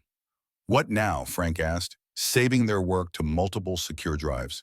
Take this to the FBI, Carolyn suggested. Mason shook his head. Not yet. I need to confront Victor first. See his face when he realizes I know. That's risky, Mason cautioned. He's already demonstrated he's willing to go to extreme measures. I know, but this is my company, my reputation. I need to understand why, what I missed. Her voice carried the weight of personal betrayal beneath the professional concern. Besides, confronting him might reveal who else is involved. The FBI will want all participants, not just the ringleader. Mason studied her face, recognizing the determination there, the need for closure that transcended practical considerations. Then we do it carefully, he said finally. On our terms, not his. Frank raised an eyebrow. You're going with her? Yes. No hesitation in Mason's response. The simple affirmation hung in the air between them. Not a question of professional obligation or financial compensation, simply a man standing beside someone who needed him, regardless of the risk. Caroline felt something shift in her chest, a warmth spreading beneath her breastbone that had nothing to do with the room's temperature and everything to do with the quiet certainty in Mason's voice. Frank nodded, accepting his friend's decision without further question. Then you'll need backup. Let me make some calls. While Frank arranged additional security, Mason and Caroline prepared for the confrontation ahead. The practical planning, when to arrive at the office, how to ensure Victor would be there, what evidence to present first, created a structure for their shared anxiety. We should check on the children, Caroline said as they finalized their approach. Mason nodded, the mention of Liam bringing momentary softness to his vigilant expression. Frank has a secure line we can use. The call to Caroline's sister confirmed what they'd hoped. The children were safe, happily engaged in exploring the judge's extensive library and garden. Amelia had even fallen asleep clutching one of Liam's dinosaurs, a small gesture of trust that spoke volumes. They're fine, Caroline reported, ending the call. Sandra says Liam's teaching Amelia about different dinosaur species. Apparently, he's quite knowledgeable. Pride flickered across Mason's tired features. He memorizes the scientific names. Can't always pronounce them correctly, but he tries. The moment of parental connection provided brief respite from the tension of their situation, a reminder of what they were fighting to protect. Not just reputations or companies, but the stable worlds they'd created for their children. Frank returned with news. Got 3 guys from my security team meeting us at Blake Dynamics. Ex-military, discreet, professional.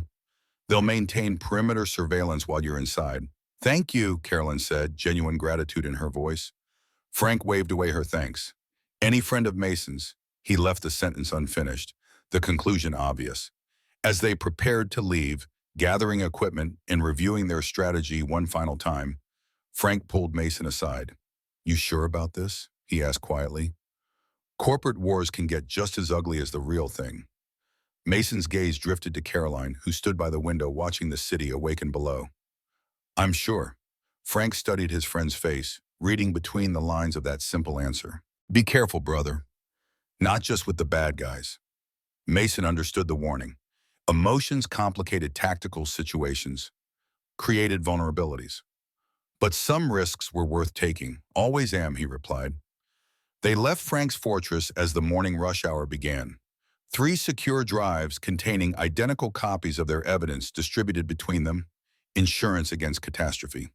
Caroline had changed back into her designer clothes, armor for the battle ahead. Mason remained in his practical attire, the borrowed windbreaker and cap now accessories to his natural authority rather than disguises. Frank's security team, 3 nondescript men in business casual clothing, met them at a coffee shop 2 blocks from Blake Dynamics headquarters. The briefing was concise, professional, positions established, communication protocols confirmed, extraction routes identified if things went sideways. As they approached the gleaming glass tower that housed Caroline's corporate empire, Mason felt her tension rising. Her stride lengthened, her chin lifted. CEO Blake was re-emerging, preparing for confrontation on her home territory. Remember, Mason said quietly as they neared the entrance, no matter what happens in there, we have the evidence secured in multiple locations. He can't bury this. Caroline nodded, drawing strength from the reminder. Ready. They passed through the revolving doors together, stepping into the marble-floored lobby where Mason usually pushed a mop, and Caroline commanded respect with her mere presence. Today they entered as equals, united in purpose, if not in status. The security guard at the desk did a double-take, clearly surprised to see the maintenance worker accompanying the CEO. Good morning, Ms. Blake, he greeted, recovering quickly. Mr. Carter. Morning, Paul, Mason replied easily, as if his presence alongside the company's chief executive were the most natural thing in the world. Caroline headed directly for the executive elevator, Mason at her side. Is Mr. Lang in yet? She asked the guard. Yes, ma'am. Arrived about 20 minutes ago. Excellent. The elevator doors closed behind them, creating a momentary sanctuary. Caroline's carefully maintained composure wavered slightly, her breath quickening as they ascended toward confrontation. He won't expect both of us. Mason observed. That gives us an advantage. Caroline nodded, drawing strength from his steady presence. I never thanked you properly for all of this. Mason shook his head. Not necessary. It is necessary. Her voice softened. You had no obligation to help me, to risk yourself, your normal life. A faint smile touched Mason's lips. Ms. Blake, Caroline, I think we left normal behind when you knocked on my door during that storm. The elevator chimed as they reached the executive floor. Caroline straightened, her professional mask sliding back into place. Let's finish this, she said. The executive suite of Blake Dynamics embodied corporate success, gleaming wood surfaces, original artwork, floor-to-ceiling windows offering panoramic views of the city below. Caroline's assistant looked up in surprise as they approached, clearly not expecting her boss after the previous day's absence. Ms. Blake, we weren't sure when you'd be back. Is Victor in his office? Caroline asked, bypassing pleasantries. Yes, but he's on a call with Interrupt him. Tell him I need to see him immediately in the boardroom. The assistant hesitated, registering Mason's presence with obvious confusion. Should I announce both of you? No, Caroline replied. Just tell him I'm waiting alone. Understanding bloomed in Mason's eyes. Strategic misdirection. Let Victor think he was facing only Caroline. The surprise of Mason's presence would throw him off balance. The assistant nodded and hurried toward the COO's office, while Caroline led the way to the boardroom, an impressive space dominated by a massive table of polished mahogany. Windows along one wall showcased the corporate kingdom Caroline had built.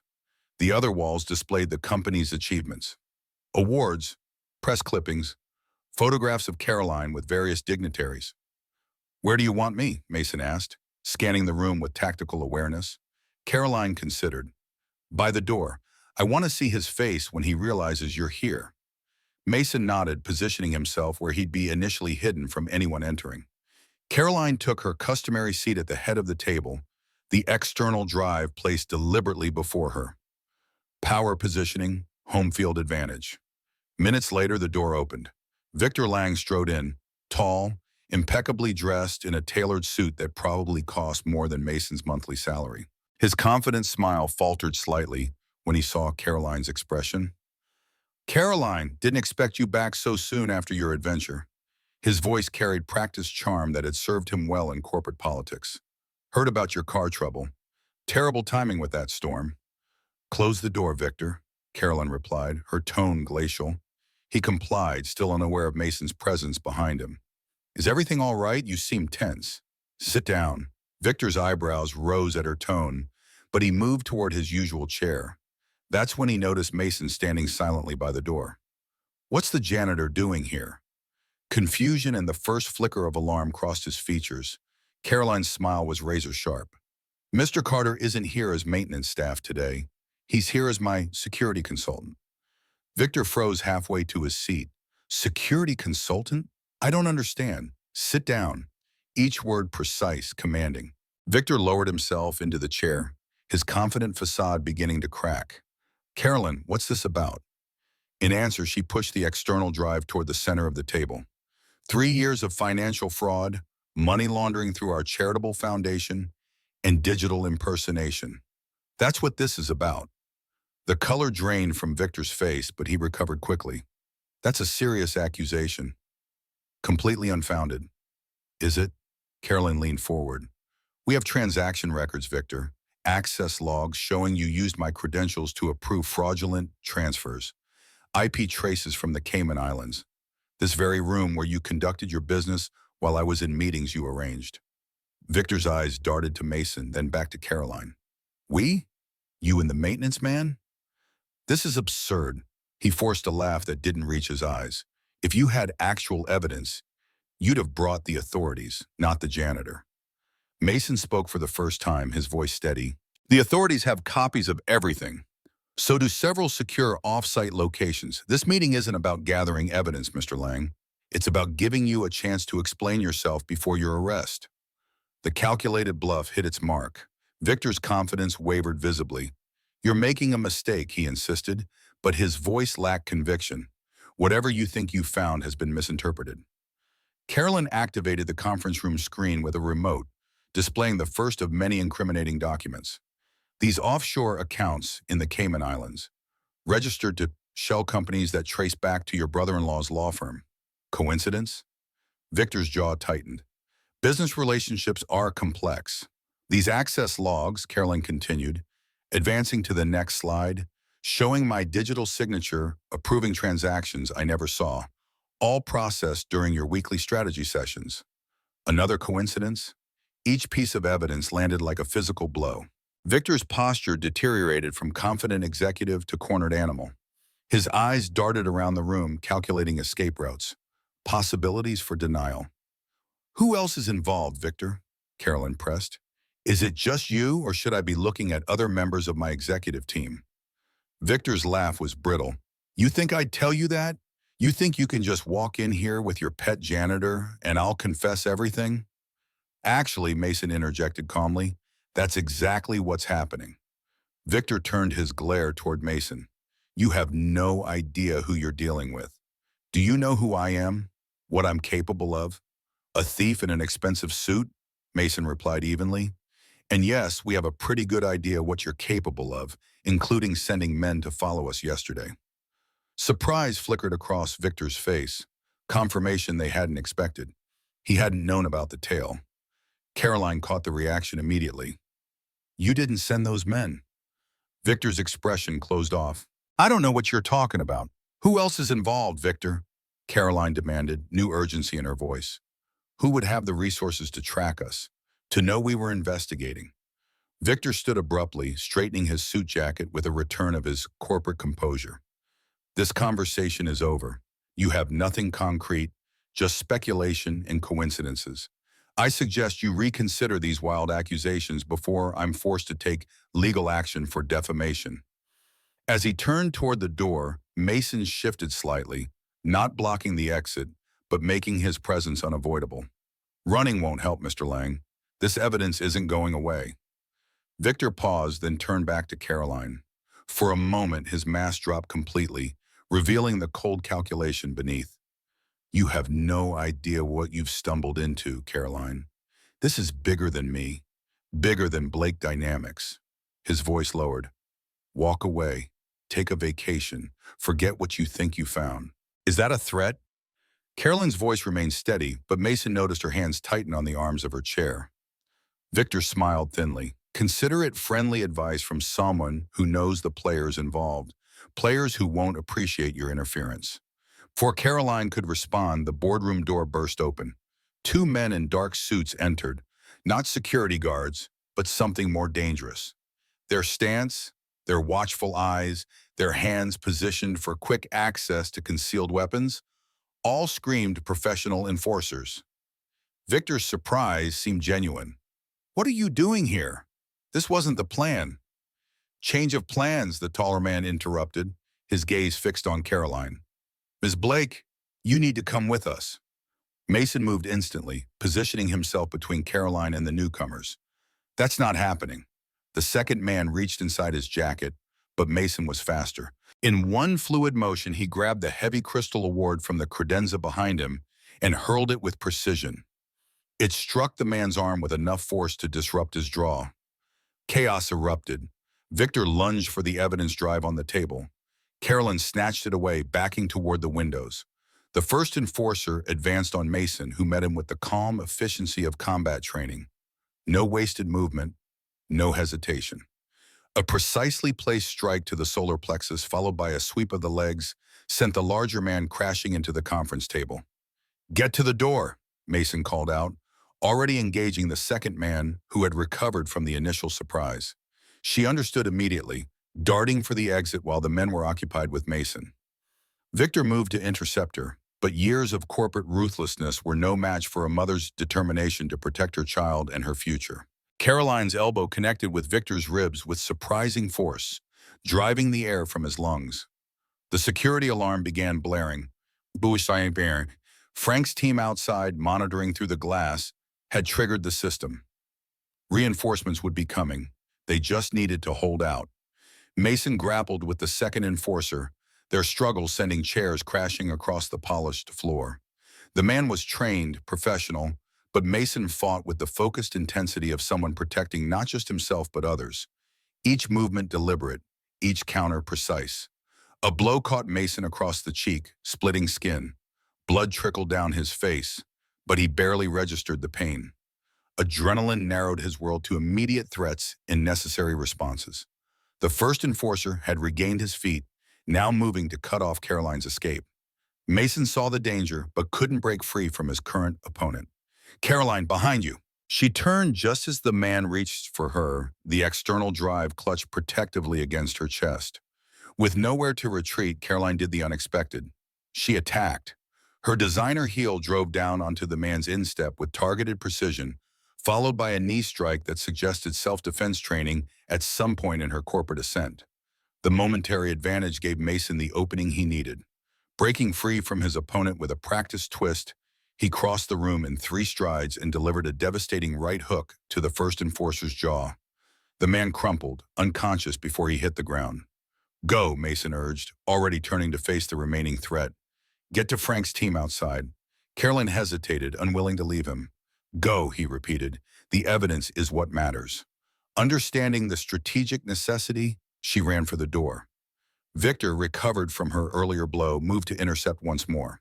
"You're not taking that drive anywhere," he snarled, desperation erasing his executive veneer. Caroline didn't slow. "Watch me."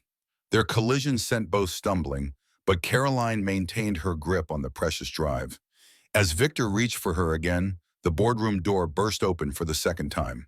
Frank's security team flooded in, weapons drawn, professional focus evident in their coordinated movements. "On the ground now!" The command brooked no argument. Victor froze, calculating his options and finding none. The second enforcer, seeing the odds shift dramatically, raised his hands in surrender.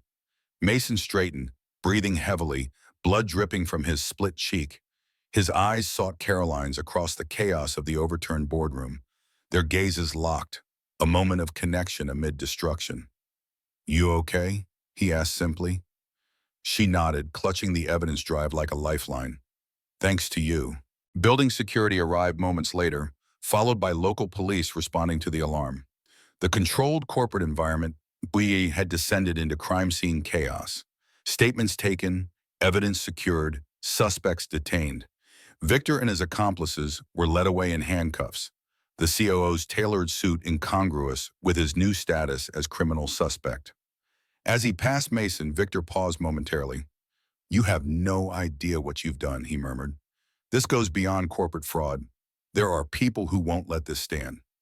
Mason met his gaze steadily. Threats sound hollow when you're wearing handcuffs. Hours later, after police statements and preliminary discussions with FBI agents who arrived with surprising speed, Mason and Caroline found themselves alone in her office. The adrenaline had faded, leaving exhaustion in its wake. Caroline sat behind her desk, the familiar trappings of corporate power surrounding her. Mason occupied a visitor's chair, an ice pack pressed to his swollen cheek. "The FBI agent said they've been investigating Victor for months," Caroline said, breaking the contemplative silence. "Apparently, our charitable foundation wasn't his only laundering operation." Mason nodded. "That explains the quick response. But not who sent those men to follow us yesterday." Caroline's brow furrowed with concern. If Victor was surprised by their appearance, then someone else is involved. Someone with resources. Mason finished her thought. Someone who would have the resources to track us, to know we were investigating. The implication hung between them. This wasn't over. The confrontation in the boardroom had been just one battle in a larger war they didn't fully understand yet. Caroline's phone chimed with an incoming message. "It's David. He's bringing the children back from Sandra's." Relief softened her features momentarily before concern returned.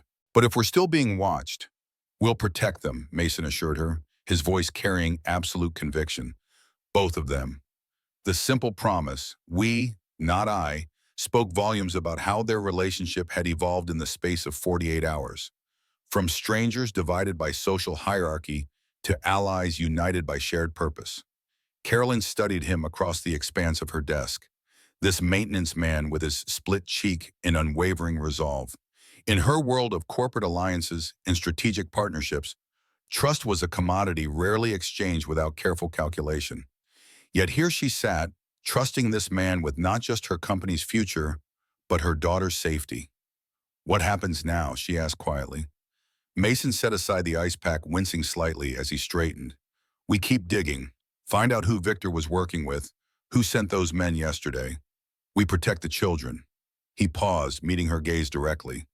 "And we weather whatever storm comes next." Outside her office windows, dark clouds gathered on the horizon, nature's own warning of turbulence ahead. But within the room, something else was building. Not certainty exactly, but determination. The shared resolve of two people who had glimpsed each other's true character under pressure and found it worthy of trust.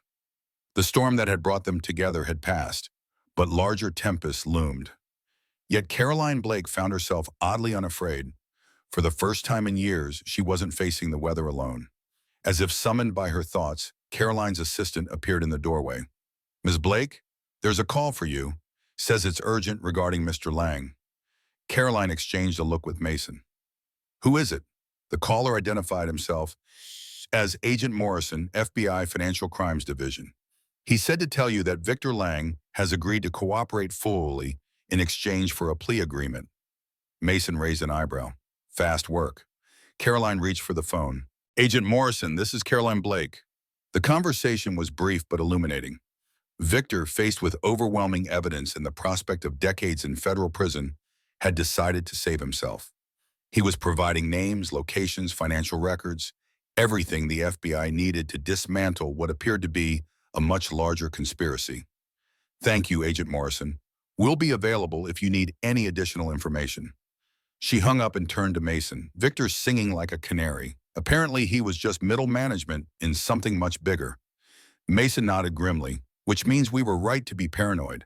The people at the top won't appreciate his cooperation." Caroline's assistant reappeared. "Ms. Blake, your driver is here with the children." "Send them up," Caroline said immediately, then caught herself. "Actually, no. We'll meet them in the lobby. Too many windows up here." Mason approved of her tactical thinking. Good instincts. They gathered their things and headed for the elevator. As they descended toward the lobby, Caroline felt a strange sense of completion. The corporate tower that had been her kingdom now felt like a prison she was escaping. Below waited the children and a future that suddenly seemed full of possibilities rather than predetermined outcomes. The elevator doors opened to reveal David standing protectively beside Liam and Amelia. Both children looked tired from their adventure, but excited to see their respective parents. "Dad!" Liam ran to Mason, who swept him up in a fierce embrace. "Mommy!" Amelia followed suit with Caroline. For a moment, the marble lobby of Blake Dynamics became simply a place where families reunited, the corporate trappings meaningless, beside the fundamental reality of love and protection. "Did you solve the important business?" Liam asked, studying his father's bandaged cheek with concern. Mason exchanged a look with Caroline over the children's heads. "We made good progress, buddy, but we're not quite finished yet." "Are we going home now?" Amelia asked Caroline. "Soon, sweetheart. But first, we're all going somewhere safe while the grown-ups finish their work." David approached discreetly. "Ma'am, if I may suggest, my contact at the Bureau indicated there might be additional security concerns. Perhaps we should consider relocating to a more secure facility." Mason nodded. "Frank has connections. We can arrange something off the books until this settles out." Carolyn looked around the lobby one more time. The gleaming marble, the corporate logos, the symbols of power and success she'd spent years accumulating. None of it mattered now compared to the small hand in hers and the man standing protectively beside them. "Let's go," she said simply. As they walked toward the exit, Mason's secure phone buzzed with a text from Frank. "Clean house. 3 more arrests in Cayman Islands. Bigger fish taking the bait." Mason showed the message to Carolyn. The dominoes were falling. Victor's cooperation was yielding results faster than anyone had expected. But as they pushed through the revolving doors into the afternoon sunlight, Mason's trained eyes caught movement across the street. A figure in a baseball cap, speaking into a phone, watching their exit with professional interest. "Keep walking," he murmured to Carolyn. "Don't look back." She understood immediately, her hand tightening protectively on Amelia's shoulder. The war wasn't over. In fact, it might just be beginning. But for the first time since discovering the financial irregularities at Blake Dynamics, Caroline Blake felt truly confident about the outcome. She had evidence, she had allies, and most importantly, she had someone beside her who would stand between her family and any threat. Sometimes the most powerful force in the world wasn't money or corporate influence or government authority. Sometimes it was simply the determination of ordinary people to protect what mattered most. And sometimes that was enough to move mountains. The safe house Frank had arranged lay 40 minutes outside Hartford, tucked away in dense Connecticut woodland where autumn had painted the trees in brilliant shades of gold and crimson. The building itself looked ordinary enough, a two-story colonial that might house any suburban family. But Mason's trained eye noted the subtle signs of fortification: reinforced windows, security cameras disguised as decorative fixtures, and the carefully maintained sight lines that would make approaching the house undetected nearly impossible. David pulled the sedan into the circular driveway, where Frank's security team was already establishing perimeter positions. The transition was seamless, one set of protectors handing responsibility to another with military precision. "It's beautiful here," Amelia whispered, pressing her face to the window as she watched a pair of deer grazing at the forest's edge. Liam nodded enthusiastically. "Dad, do you think there are bears in those woods?" "Maybe," Mason replied, lifting his son from the car. "But they're more afraid of you than you are of them." Inside, the safe house revealed its true nature. Behind the suburban facade lay state-of-the-art security systems, reinforced walls, and multiple escape routes. Yet Frank had somehow managed to make it feel like a home rather than a fortress. Comfortable furniture, a well-stocked kitchen, and even a collection of children's books and toys spoke to careful preparation. "How long do we stay here?" Carolyn asked as she helped Amelia settle into one of the upstairs bedrooms. Mason checked his secure phone for updates from Frank. "Until the FBI rolls up the rest of the network. Could be days, could be weeks." The uncertainty hung between them like a challenge. They were safe for now, but safety came at the cost of freedom, a trade-off that chafed against Caroline's need for control and Mason's preference for direct action. That evening, after the children had been fed and entertained with stories about friendly forest creatures, Mason and Caroline found themselves on the house's wraparound porch. The October air was crisp, carrying the scent of wood smoke from a distant chimney and the earthy smell of fallen leaves. "I keep thinking about what Victor said," Carolyn murmured, wrapping a borrowed sweater around her shoulders.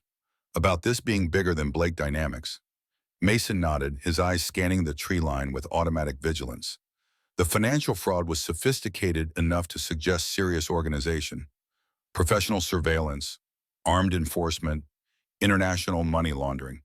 That's not small-time corporate crime. A secure phone buzzed in Mason's pocket.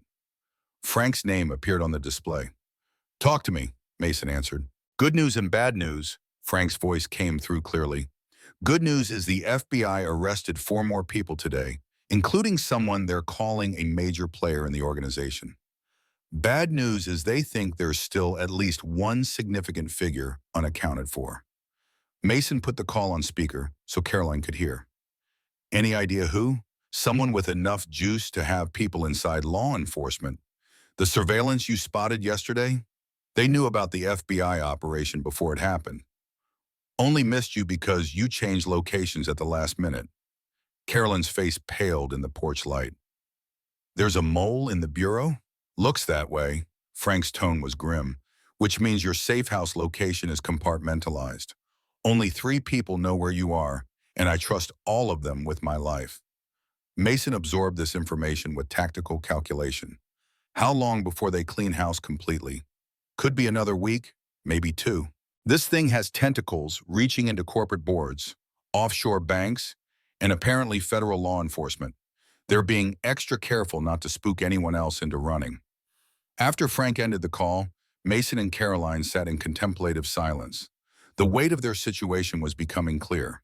They weren't just witnesses to corporate fraud, but central figures in what appeared to be an international conspiracy. "I never imagined it would be this complicated," Caroline said finally. "When I first noticed the discrepancies, I thought it was simple embezzlement." Mason studied her profile in the moonlight. "You could have ignored it, chosen not to look deeper. That's not who I am." Caroline's voice carried quiet determination. "My mother always said that once you know something is wrong, you become responsible for making it right. It's a dangerous philosophy in the corporate world. Perhaps, but it's the only way I know how to live." Inside the house, they could hear the children's laughter drifting down from upstairs, where they were playing some elaborate game involving dinosaurs and dolls. The sound was a reminder of what they were fighting to protect. Not just their own futures, but the innocent joy of childhood that deserved to flourish without the shadow of adult corruption. The next morning brought news that changed everything. Agent Morrison called with an update that sent shockwaves through their careful plans. "We've identified the final major player," he reported. "Someone you know, Miss Blake." Caroline's hand tightened on the phone. "Who?" "Jonathan Harding, your former business partner from the failed tech startup 15 years ago." The name hit Caroline like a physical blow. She sank into a kitchen chair, the color draining from her face. "That's impossible." "Jonathan died in a car accident in Singapore 5 years ago. I went to his memorial service." That's what everyone was supposed to think. Agent Morrison's voice carried the weight of unpleasant revelation. Jonathan Harding faked his death to escape fraud charges in 3 countries. He's been operating under multiple identities ever since, and it appears he's been targeting you specifically. Mason moved to stand behind Caroline's chair, his hands resting protectively on her shoulders. "Why target Caroline?" "Revenge, mostly." According to Victor Lang's testimony, Harding blamed Ms. Blake for the collapse of their original company. He spent years building this operation specifically to destroy her reputation and steal her assets. Caroline's voice was barely a whisper. All of this, the money laundering, the frame-up, Victor's recruitment, it was all personal? Unfortunately, yes. Harding's been playing a very long game. We believe he's been positioning himself for this moment since Blake Dynamics first became profitable. The revelation recontextualized everything they'd discovered. This wasn't random corporate crime or even opportunistic fraud.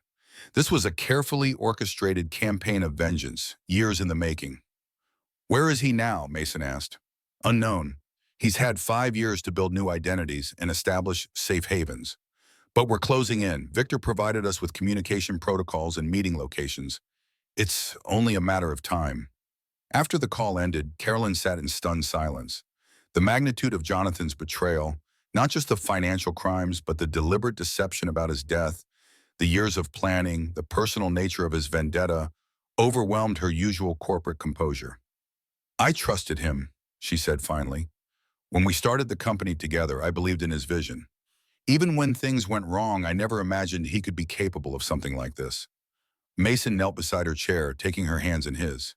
"People can hide their true nature for a long time. That doesn't make you naive for trusting them, but I should have seen the signs. The way he reacted when investors pulled out, how he blamed everyone but himself for our failures. You were 25 years old, starting your first business with someone you considered a friend. You couldn't have predicted this level of calculation and deception." The children's voices drifted down from the living room, where they were engaged in building what sounded like an elaborate block castle. Their innocent chatter provided a stark contrast to the adult world of betrayal and conspiracy that had enveloped their parents. "I want to see him," Carolyn said suddenly. "When they catch him, I want to confront him face to face." Mason studied her with concern. "That might not be safe. If he's as obsessed as the FBI suggests, I don't care about safe." Her voice hardened with resolve. "He stole from my company, tried to frame me for crimes I didn't commit, and put my daughter in danger. I want to look him in the eye and ask him why." Before Mason could respond, his secure phone rang again. Frank's name on the display, but his voice carried an urgency that immediately put them both on alert. "We have a problem. Someone just tried to breach the safe house perimeter. My team repelled them, but it means your location is compromised." "How is that possible?" Mason demanded. "You said only 3 people knew where we were. Someone with serious resources is tracking you. Could be satellites, could be electronic surveillance we haven't detected. Either way, you need to move. Now." Mason was already in motion, his military training kicking in automatically. "Caroline, get the children. Essential items only. We're leaving in 5 minutes." Caroline ran upstairs while Mason gathered their evidence drives and emergency supplies. The domestic tranquility of the safe house evaporated instantly, replaced by the sharp focus of immediate danger. The children, sensing the adults' urgency, asked no questions as they were hustled into the car. Liam clutched his dinosaur figures while Amelia held tight to a stuffed animal Caroline had bought her during their shopping center escape the day before. "Where are we going?" Amelia asked as David drove them away from the compromised safe house. "Somewhere even safer," Caroline assured her, though she had no idea where that might be. Mason was already coordinating with Frank via secure communication, plotting their next move with tactical precision. They needed a location that couldn't be predicted or tracked, somewhere off any grid their pursuers might access. "I have an idea," Mason said as they merged onto the interstate. "But you're not going to like it," Caroline waited for him to explain. "My sister lives in rural Vermont, off-grid cabin, no electronic footprint, accessible only by logging roads that aren't on any official maps. If we can get there without being followed—" "That's asking a lot of your family," Caroline interrupted. Mason met her gaze in the rearview mirror. "My family understands what it means to protect people who matter." The phrase "people who matter" resonated between them with implications neither was quite ready to acknowledge. In the span of 3 days, they had evolved from strangers to allies to something approaching a family unit. The children had bonded across class lines with the easy acceptance of youth, while the adults had discovered compatibility that transcended their different backgrounds. The drive to Vermont took 4 hours, with multiple route changes and counter-surveillance measures that would have impressed any intelligence operative. David proved his worth as former Secret Service, utilizing techniques that made their sedan invisible among the flow of autumn tourists heading north to see the changing leaves. Mason's sister lived exactly where he'd promised, in a hand-built cabin situated on 40 acres of Vermont woodland, miles from the nearest neighbor and accessible only by a private road that wound through dense forest. The solar panels and wind generator spoke to a commitment to self-sufficiency that made the location virtually invisible to electronic surveillance. Rebecca Carter emerged from the cabin as they arrived, a woman in her early 40s with Mason's alert eyes and an aura of competent independence. She greeted her brother with a fierce hug that spoke to deep family bonds, then turned her attention to Caroline and the children with warm acceptance. "Any friend of Mason's," she said simply, echoing Frank's earlier sentiment.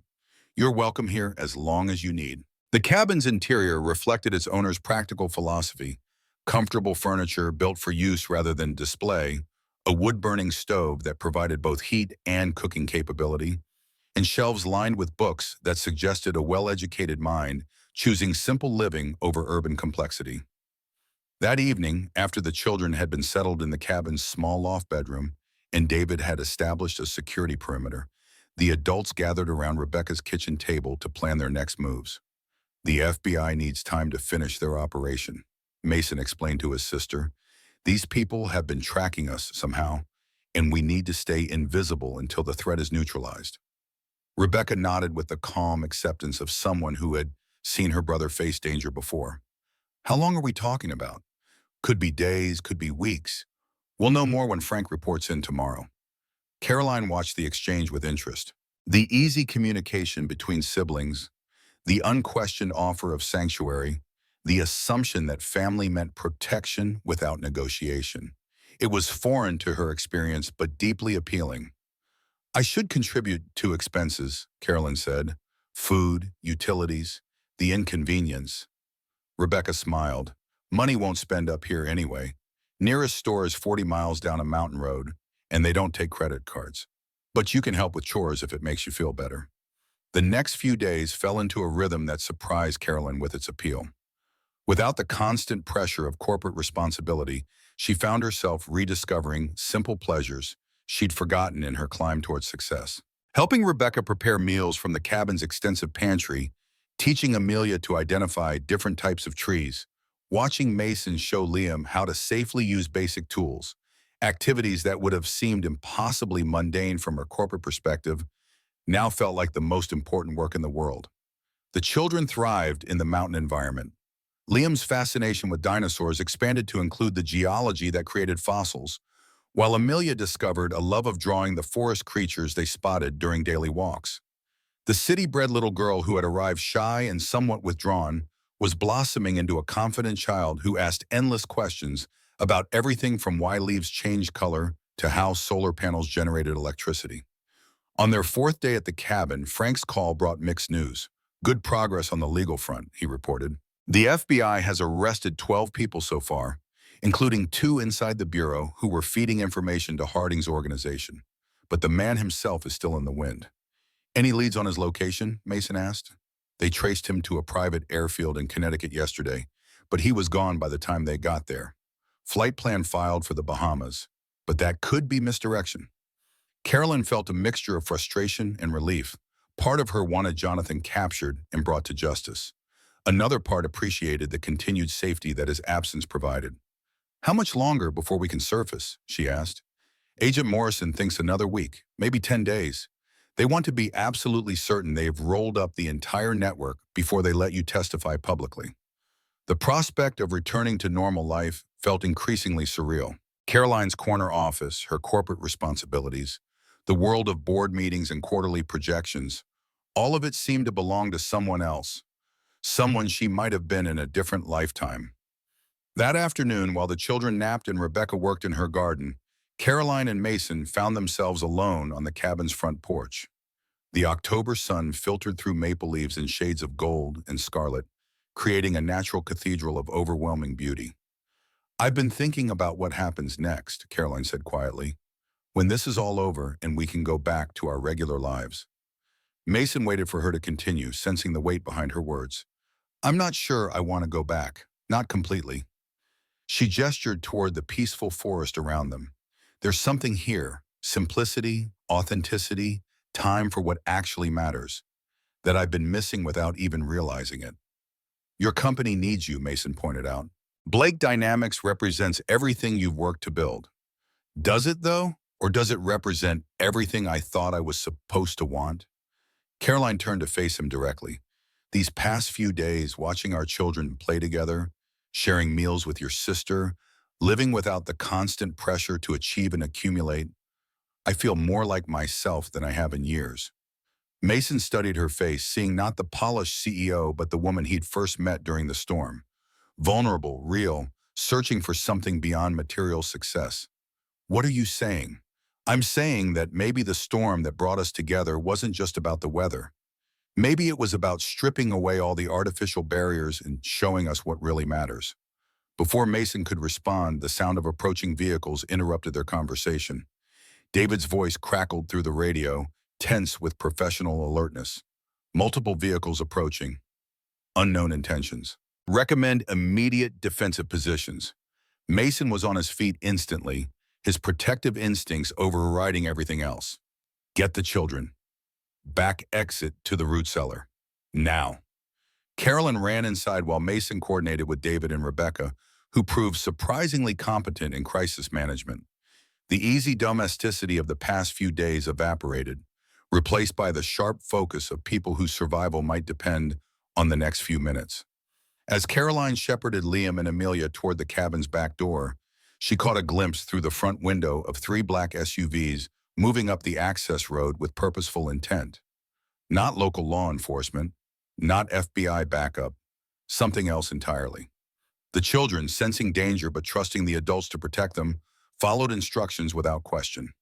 Into the root cellar they went, a subterranean hiding place that Rebecca had apparently prepared for exactly this kind of emergency. Above ground, Mason and David took defensive positions while Rebecca secured communication equipment and emergency supplies. The cabin that had been a sanctuary was about to become a battleground. The SUVs stopped just beyond effective rifle range, and their occupants made no immediate move to advance. This wasn't an assault, it was a standoff, which suggested negotiation rather than elimination as the primary objective. Mason's secure phone rang, unknown number, which could mean anything. "Answer it," Rebecca advised. They wouldn't be calling if they wanted to start shooting. Mason accepted the call, putting it on speaker so the others could hear.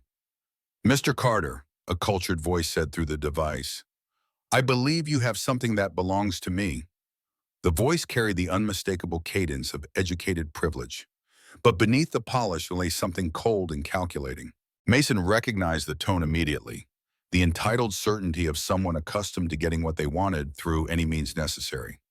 "Jonathan Harding, I presume?" Mason replied, his voice steady despite the tactical disadvantage they faced. "Very good, Mr. Carter. Though I must say, you've been remarkably difficult to locate.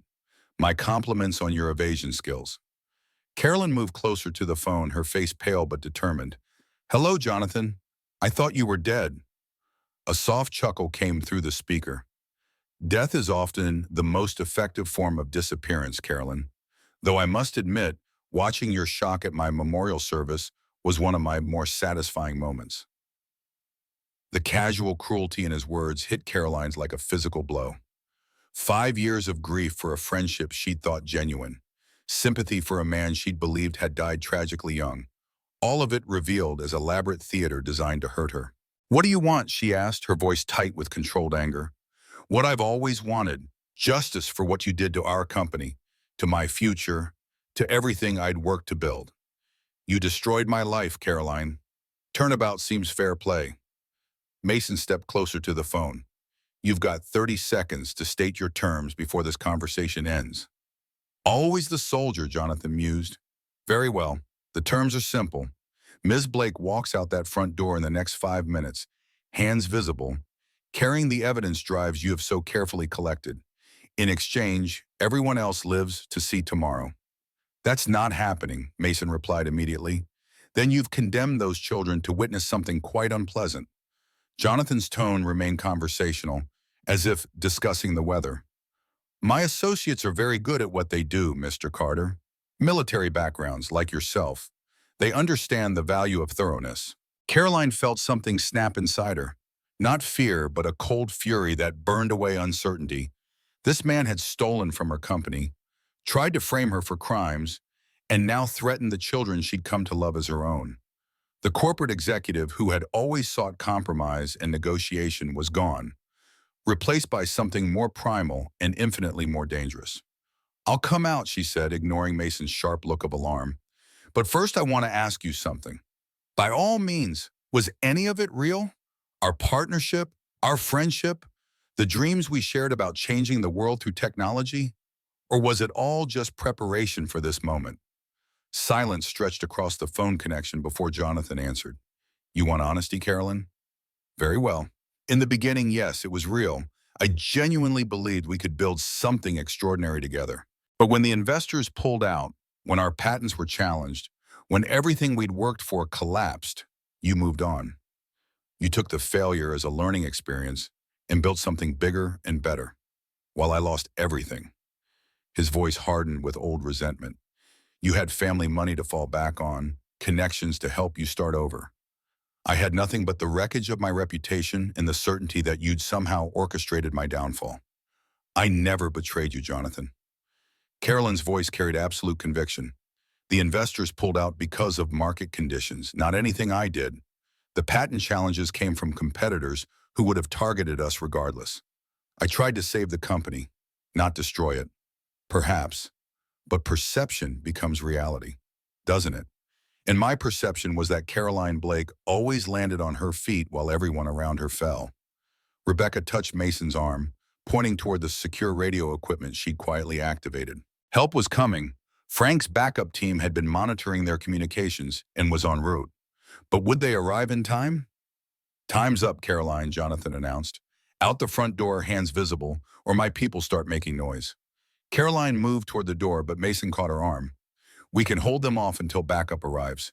You don't have to sacrifice yourself." She met his gaze directly, seeing not just concern, but something deeper. Fear of losing her, recognition of what she'd come to mean to him and his son. But she also saw understanding. He knew her well enough to realize that some decisions transcended tactical considerations. "Those children are down there because of me," she said quietly. "Liam and Amelia didn't choose this fight, but they're in danger because of choices I made. That's not acceptable." "Carolyn," Mason began, "if this goes wrong, take care of Amelia. Raise her with Liam. Give her the childhood she deserves. Promise me." Mason's throat tightened. "I promise, but this isn't going wrong because you're not going out there alone." Before Caroline could protest, Mason was speaking into the phone. "Change of terms, Harding. Miss Blake comes out, but I come with her.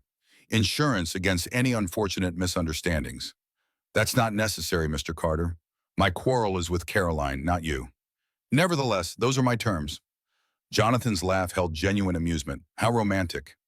"Very well, both of you then, but leave any weapons inside, and remember, my people have very good aim." Carolyn looked into Mason's eyes, seeing the same certainty she felt. They were walking into almost certain danger, but sometimes the right choice and the safe choice weren't the same thing. They emerged from the cabin together, hands visible, moving with deliberate calm toward the waiting vehicles.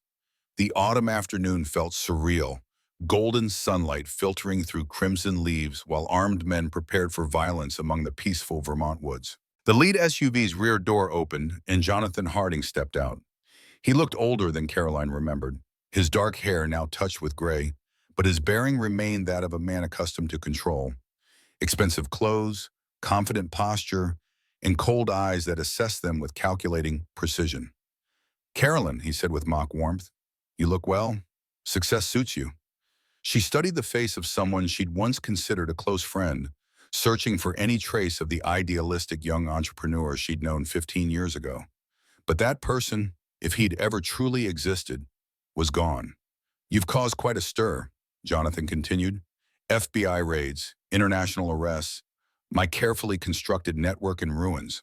I must admit, I'm impressed by your resourcefulness." "Is that what this is about?" Carolyn asked. "Professional admiration?" "This is about completion."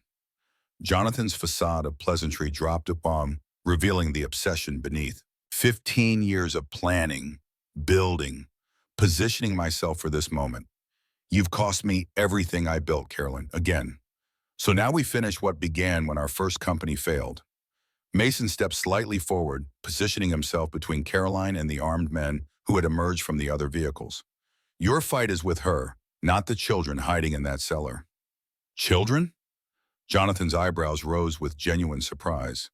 How wonderfully domestic. The Ice Queen CEO playing house with the janitor and their respective offspring. How the mighty have fallen. The casual cruelty in his words revealed the depth of his hatred. This wasn't just about money or revenge. It was about destroying the life Caroline had built, piece by piece. What do you want, Jonathan? Caroline asked, her voice steady despite the circumstances. The evidence drives.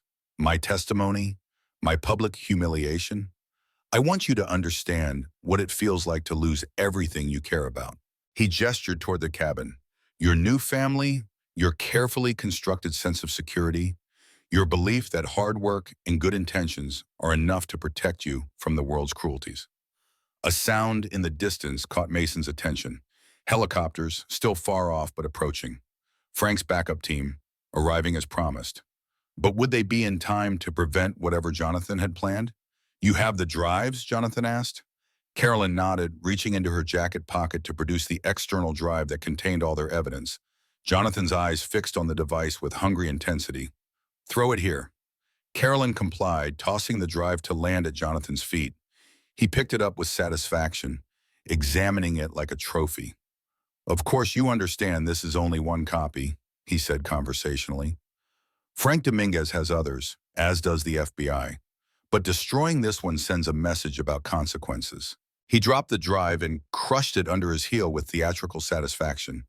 Now for the rest. The rest? Carolyn asked. Your company, your reputation, your future. Jonathan's smile was cold as winter wind. I've spent 5 years building a network of contacts and resources, Caroline. Corporate boards, government officials, international banking connections. Even with my organization compromised, I retain enough influence to ensure Blake Dynamics doesn't survive the scandal.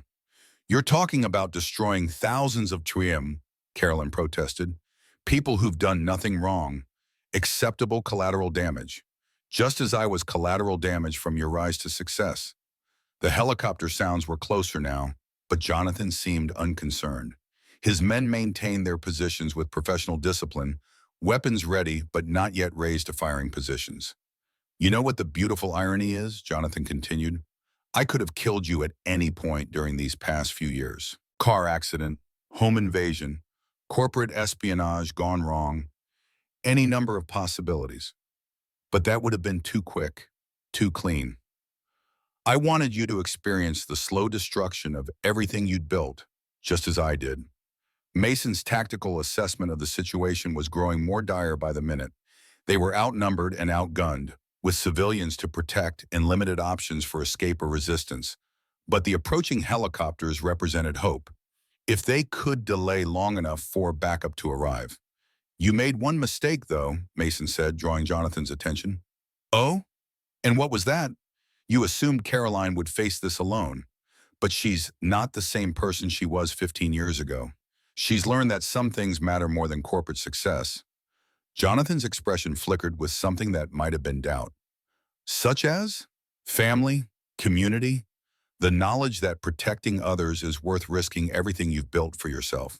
The helicopter sounds were much closer now, and Jonathan's men were beginning to show signs of nervousness.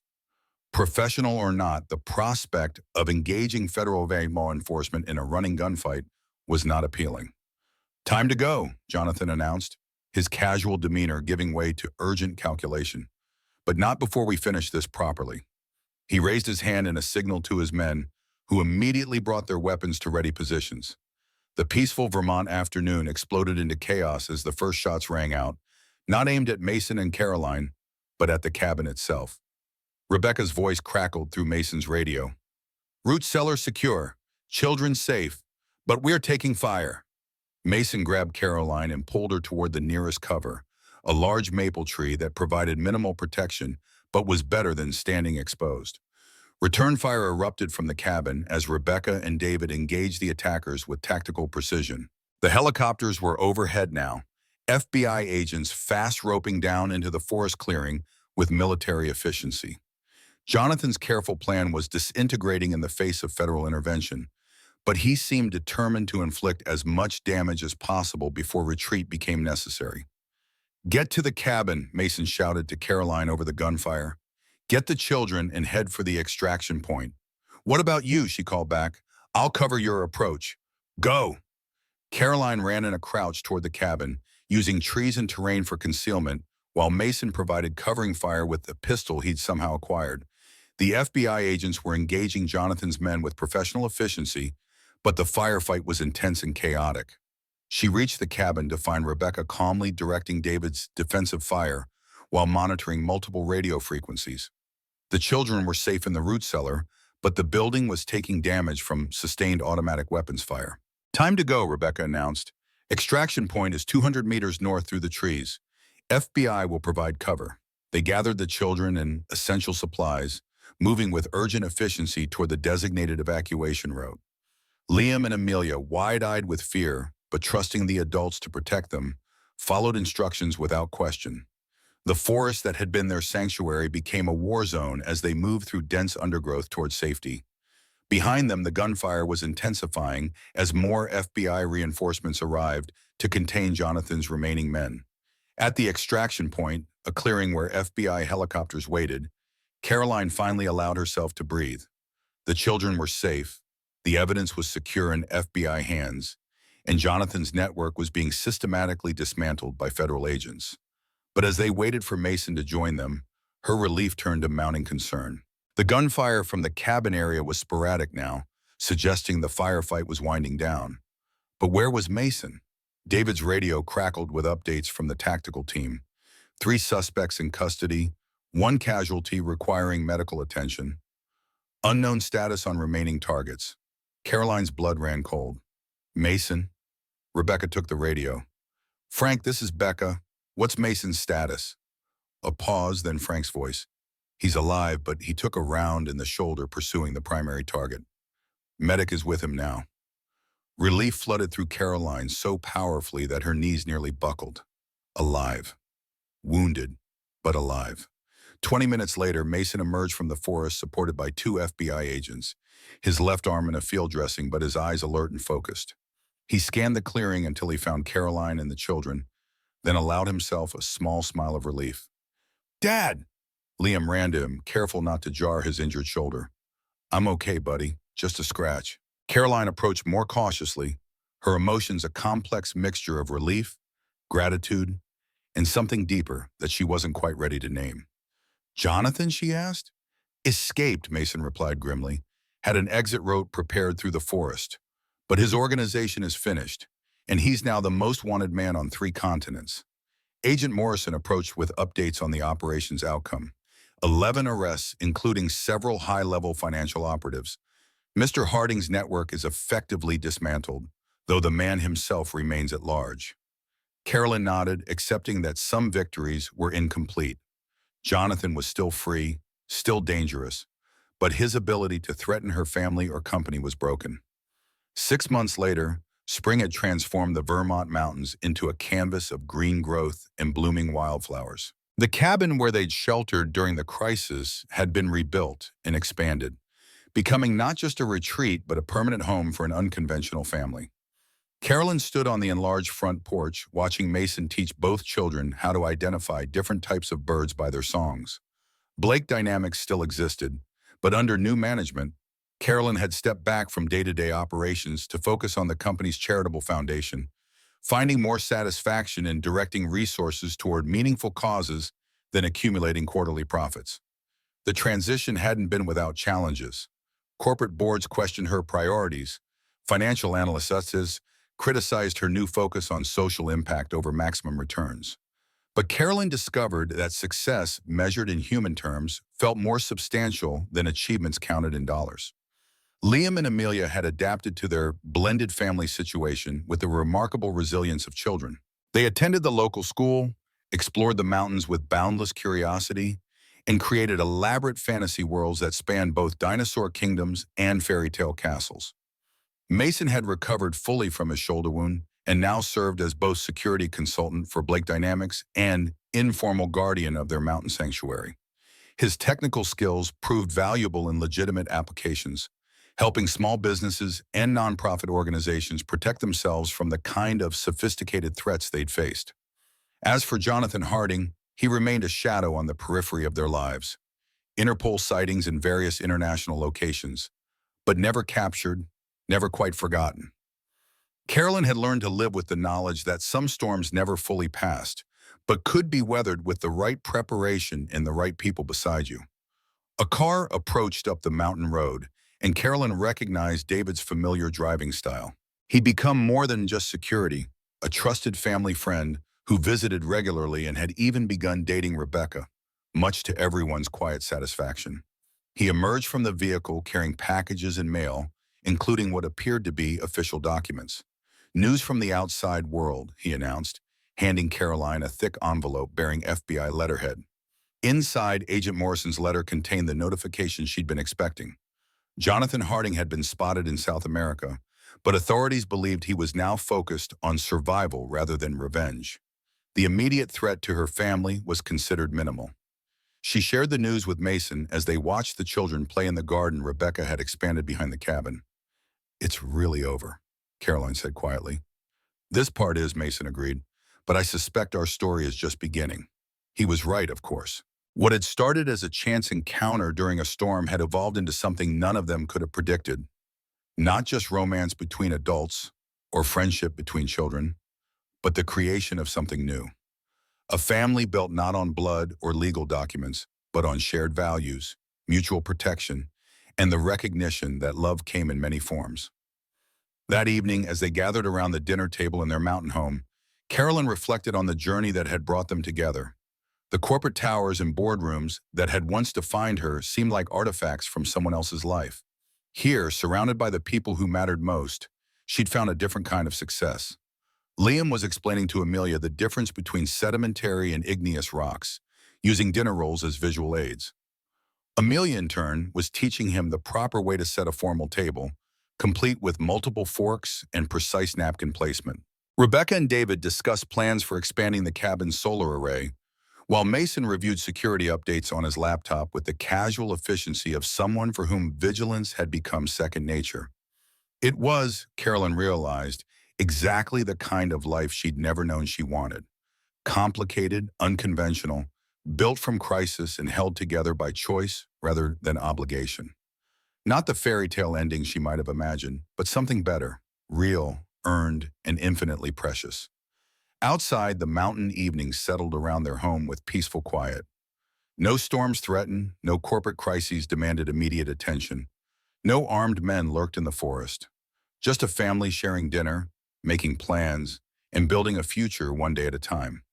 Sometimes the most profound changes came not from careful planning or strategic positioning, but from simple human kindness offered during a storm. Sometimes the most important doors were the ones you opened without question when someone knocked in desperate need. And sometimes, if you were very fortunate, those moments of crisis revealed not just who you truly were, but who you could become when you found the right people to weather life's storms beside. The fairy tale ending, Carolyn thought as she watched her unconventional family, wasn't about living happily ever after in perfect circumstances. It was about choosing happiness in imperfect ones, building love from unlikely materials, and discovering that the most powerful force in the world wasn't wealth or status or corporate success. It was the simple determination to protect what mattered most, whatever the cost. And on that mountain evening, surrounded by the people she'd learned to love, Carolyn Blake finally understood what mattered most of all. But their peaceful mountain evening was about to be interrupted by news that would test everything they'd built together. Caroline's secure phone rang, the sound cutting through the domestic tranquility like a blade. Agent Morrison's name appeared on the display, and something in the urgency of the call made everyone at the table go quiet. "Agent Morrison," Carolyn answered, putting the call on speaker. "Ms. Blake, I'm afraid I have some concerning news. We've intercepted communications suggesting Jonathan Harding may be planning one final operation. Our analysts believe he's targeting not you directly, but the charitable foundation you now oversee." Carolyn's blood chilled. "Why the foundation?" "Because it represents everything you've built since his downfall. Destroying it wouldn't just hurt you financially, it would damage the hundreds of organizations and thousands of people who depend on its support." Mason leaned forward, his tactical mind already working through implications. "What kind of operation?" "We're not certain yet, but the intercepted communications mention a timeline of 2 weeks. Something significant is planned, possibly involving the Foundation's annual gala next Saturday." The gala, Carolyn had been planning it for months. 500 of the region's most influential philanthropists, business leaders, and politicians gathered to celebrate the Foundation's work and secure funding for the coming year. "If Jonathan targeted that event, we'll cancel it," Caroline said immediately. "That might not be enough," Agent Morrison replied. "Our intelligence suggests he's already set certain things in motion. Canceling the event might just delay his plan, not stop it." Mason stood, pacing to the window where he could observe the forest perimeter with habitual vigilance. "What do you recommend?" "We'd like to use the gala as bait. Let it proceed as planned, but with massive security presence. If Harding makes his move, we'll be ready." "You're talking about using Caroline and everyone at that event as targets," Mason said, his voice tight with controlled anger. "We'd have over 100 federal agents in place, visible and concealed. The risk would be minimal." Caroline looked around the table at her family, Liam and Amelia listening with wide eyes, Rebecca and David exchanging concerned glances, Mason's face set in hard lines of disapproval. These people had already risked enough because of her choices. "No," she said firmly, "I won't put others in danger to catch Jonathan. We'll find another way." But Agent Morrison wasn't finished. "Ms. Blake, there's something else. Our psychological profile suggests Harding's mental state has deteriorated significantly since his network collapsed. He's becoming increasingly desperate and unpredictable. If we don't stop him now, he may escalate to even more dangerous actions." The implications hung heavy in the mountain air. Jonathan wasn't going to simply disappear. His obsession with Caroline had evolved into something pathological, and as long as he remained free, everyone she cared about would be in potential danger. "What if we modified the plan?" Caroline asked slowly. "What if I attend the gala, but we move the children somewhere even more secure? Separate the targets he really cares about from the ones he's using as symbols." Mason turned from the window, his expression unreadable. "You're talking about using yourself as bait. I'm talking about ending this once and for all." Carolyn's voice carried quiet determination. "Jonathan's obsession is with me, not any of you. If I can draw him out in a controlled environment—" "It's too dangerous," Rebecca interrupted. "Carolyn, you've got a daughter to think about, which is exactly why I need to do this." Caroline looked at each member of her chosen family in turn. "As long as Jonathan is free, none of us are truly safe. He's already proven he'll target children to get to me. I won't live with that hanging over our heads." The debate continued late into the evening, with Mason raising tactical objections, Rebecca questioning the psychological wisdom, and David offering security perspectives from his Secret Service background. But gradually, Caroline's logic became undeniable. Jonathan had to be stopped, and a controlled confrontation was preferable to waiting for him to strike on his own terms. The planning that followed was meticulous. The children would be moved to a secure federal facility 3 states away, protected by a hand-picked team of agents. The gala would proceed with its planned guest list, but every attendee would be thoroughly vetted, and security would be comprehensive enough to handle any conceivable threat. Mason insisted on being part of the security team, despite Caroline's protests. His knowledge of both her habits and Jonathan's likely psychological state made him invaluable to the operation, regardless of the personal cost. 3 days before the gala, as they prepared to separate temporarily, Carolyn found herself alone with Mason on the cabin's front porch. The October evening was crisp, with the first hint of winter in the air and stars beginning to emerge in the darkening sky. "I need to tell you something," she said quietly, "in case things go wrong at the gala." Mason waited, sensing the weight behind her words. "These past months, living here with you and Liam, have been the happiest of my life, not because of what we've escaped, but because of what we've found together." Her voice carried quiet certainty. "I love you, Mason. I love your son. I love the life we've built here." Mason moved closer, taking her hands in his. "Caroline, let me finish." She smiled, though tears glistened in her eyes. "If something happens to me, I want you to know that every choice I've made since that storm brought us together has been worth it. You've shown me what real wealth looks like, what true success means." Mason pulled her into his arms, holding her against the uncertainty that lay ahead. "Nothing's going to happen to you. We've prepared for every contingency." "Some things can't be planned for," Carolyn murmured against his shoulder. "But I'm not afraid anymore. Whatever happens, I know our children will be safe, and I know you'll take care of them." "They'll have both of us to take care of them," Mason said firmly. "This ends at the gala, and then we come home." The night before the gala, Caroline stood in her hotel room overlooking the city where Blake Dynamics had first made her reputation. The corporate towers glittered in the darkness, symbols of the ambition and drive that had once defined her entire existence. Tomorrow in the ballroom downstairs, she would face Jonathan Harding for what she hoped would be the final time. Federal agents were already in position, security measures tested and retested, contingencies planned for every scenario their analysts could imagine.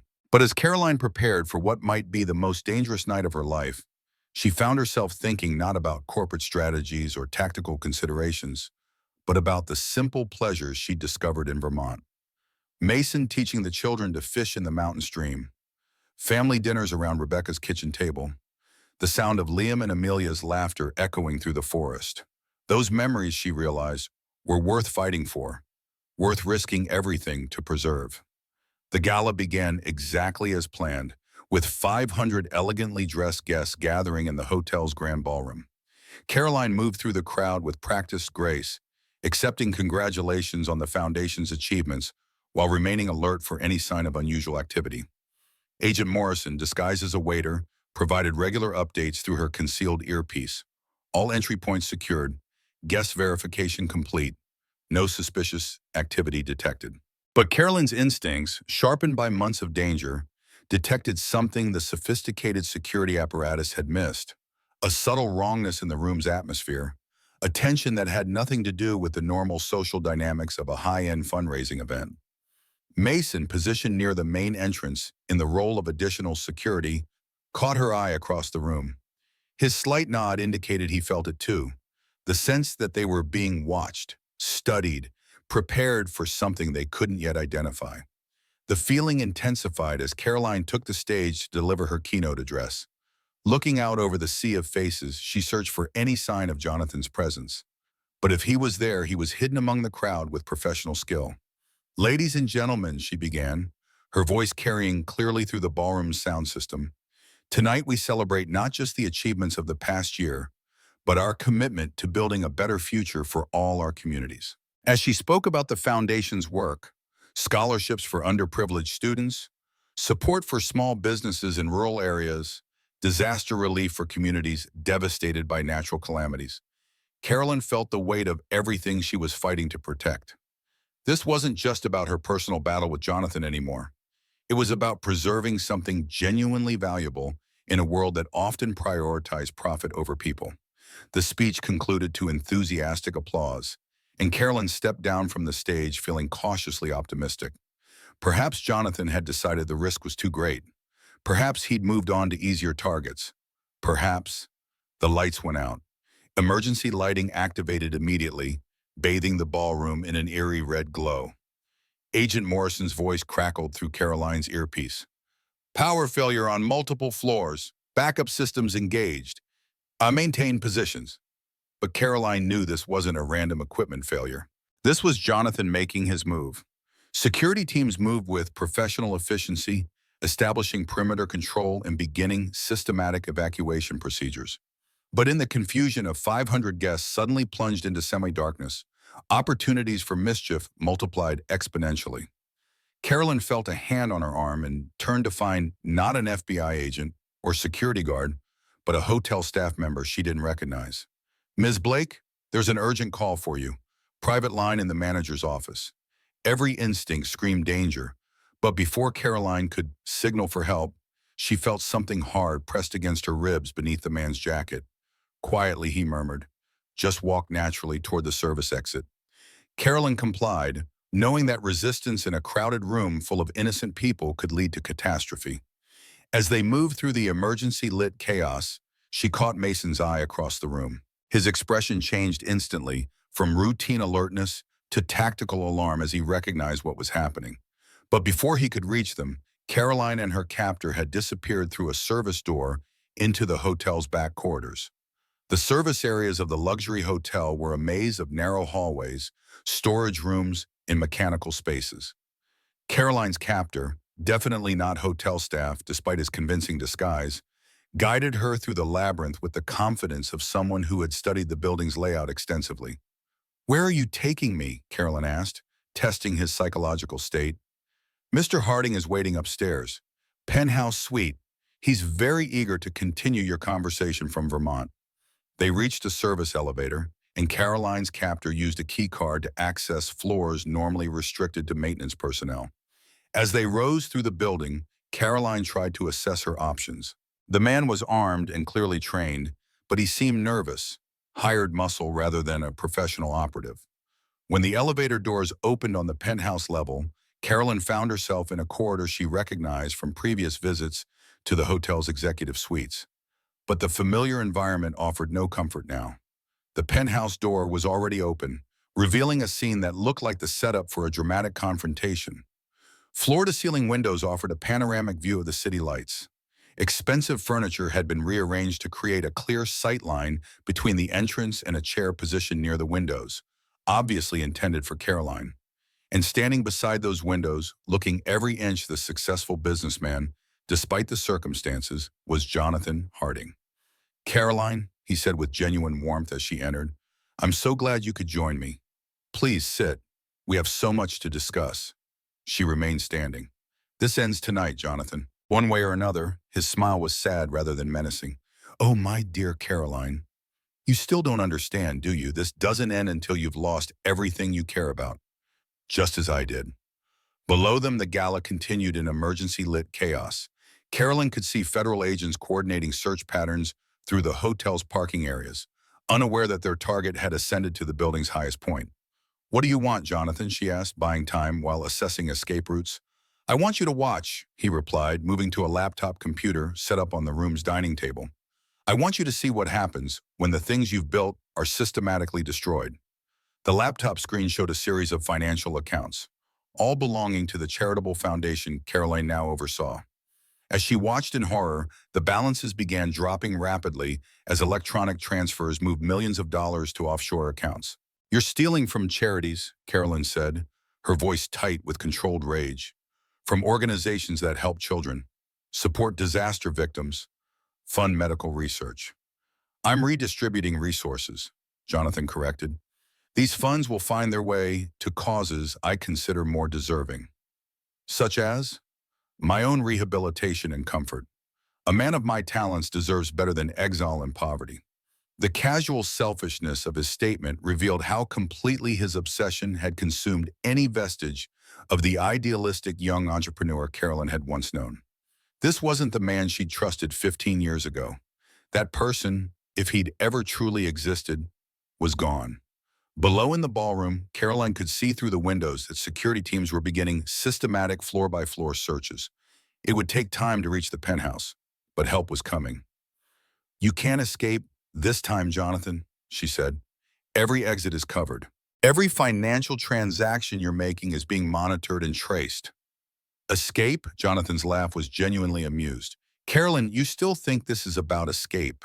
This is about completion, about finishing what should have been finished 15 years ago.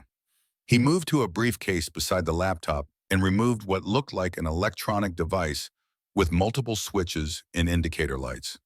Do you know what this is? He asked conversationally. Carolyn's blood chilled as recognition dawned. An explosive device. You're planning to destroy the hotel, not the entire hotel, just this suite. A dramatic conclusion to our long association, don't you think? The security teams will find 2 bodies and evidence of my final revenge against the woman who destroyed my life. You'll kill yourself too, Carolyn pointed out. That's not revenge. That's suicide. Perhaps, but it's also justice.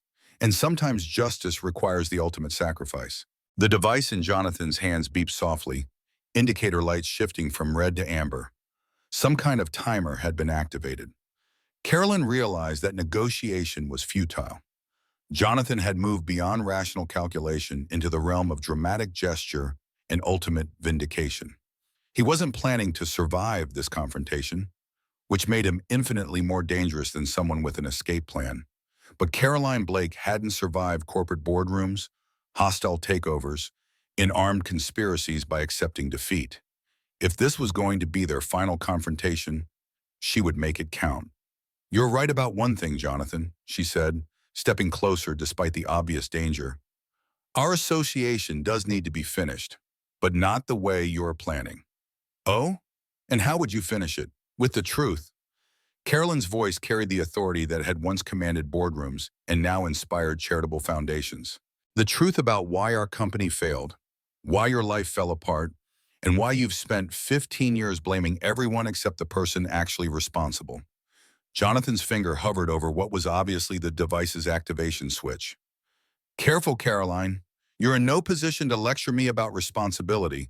I'm in exactly the right position. Caroline moved another step closer, gambling everything on her ability to penetrate his obsession with psychological reality. You want to know why our company failed? Not because of market conditions or patent challenges or investor withdrawals, because you embezzled $300,000 from our development fund to cover your gambling debts. That's a lie, Jonathan said, but uncertainty flickered in his eyes. I found the records after you disappeared. Hidden accounts, falsified invoices, diverted payments. You stole from your own company and then convinced yourself that everyone else was to blame when the theft was discovered. Jonathan's hand trembled slightly on the detonation device. You can't prove any of that. I don't have to prove it. You know it's true. Just like you know that your death tonight won't validate your choices or erase your guilt.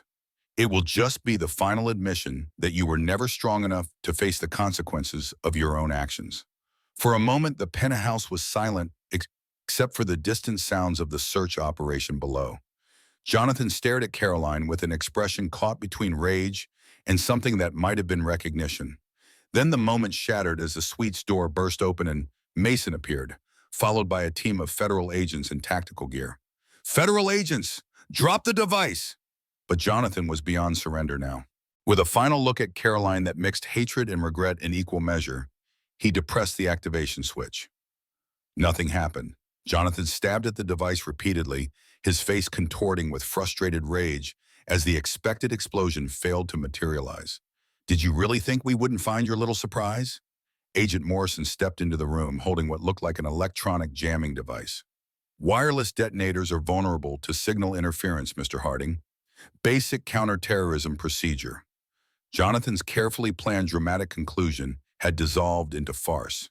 He stood holding a useless prop, his grand gesture of revenge reduced to empty theater. But the psychological impact of Caroline's words remained. For the first time in 15 years, Jonathan Harding was forced to confront the truth about his own choices and their consequences. It was over. Epilogue. 2 years later, the morning sun painted the Vermont mountains in shades of gold and green as Caroline stepped onto the expanded porch of what had become their permanent home. Below in the garden, Mason was teaching both children how to plant a vegetable garden, their laughter carrying clearly through the mountain air. Blake Dynamics continued to operate successfully under new management, while the charitable foundation had not only recovered from Jonathan's attempted theft, but had grown to become one of the region's most effective philanthropic organizations.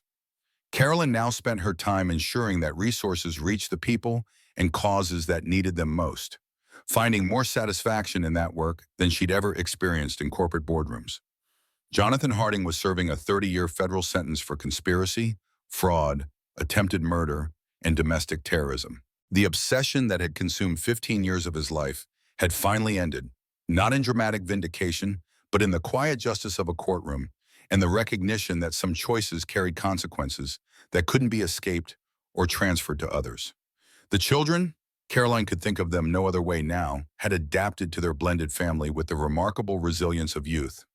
Liam, now 8, had appointed himself Amelia's unofficial bodyguard and chief educator in all matters related to outdoor survival and dinosaur classification.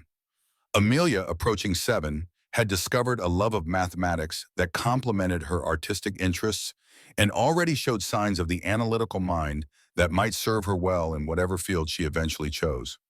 Mason emerged from the garden, soil on his hands and contentment in his expression. The scar on his cheek had faded to a thin line, but the deeper changes wrought by their shared experiences remained. He'd found purpose again, not just in protecting Caroline and the children, but in building something positive and lasting from the chaos that had brought them together. "Any regrets?" he asked, joining Caroline on the porch as they watched their children explore the natural world with boundless curiosity. "About what?" "Giving up the corner office, the corporate power, the life you spent years building." Caroline considered the question seriously, as she always did when Mason asked something that mattered. Then she looked at the life spread before them, simple, complicated, built from choice rather than obligation, and smiled. "The only regret I have is that it took a storm to show me what I was missing." "Sometimes storms are necessary," Mason observed. "They wash away what's temporary and reveal what's built to last." Below them, Liam was explaining to Amelia the proper way to space vegetable seeds while she carefully measured distances with a ruler, their collaborative effort producing neat rows that would eventually yield tomatoes, beans, and corn for their family table. It was, Carolyn realized, exactly the kind of success that couldn't be measured in quarterly reports or stock prices. The kind of wealth that existed in shared meals and daily laughter and the simple knowledge that the people you loved were safe and happy. Sometimes the most profound discoveries came not from careful planning or strategic positioning, but from opening your door when someone knocked during a storm. Sometimes the most important questions weren't about market share or profit margins, but about what you were willing to risk to protect the people who mattered most. And sometimes, if you were very fortunate, a storm that seemed designed to destroy everything you'd built instead revealed the foundation strong enough to support whatever came next. The fairy tale ending, Carolyn had learned, wasn't about living happily ever after without challenges. It was about choosing happiness despite the challenges, building love from unlikely materials, and discovering that the most powerful force in the world wasn't money or status or corporate achievement. It was the simple determination to protect what mattered most, whatever the cost. And on that Vermont morning, surrounded by the family she'd never expected to find, Carolyn Blake finally understood that she had everything she'd ever truly needed.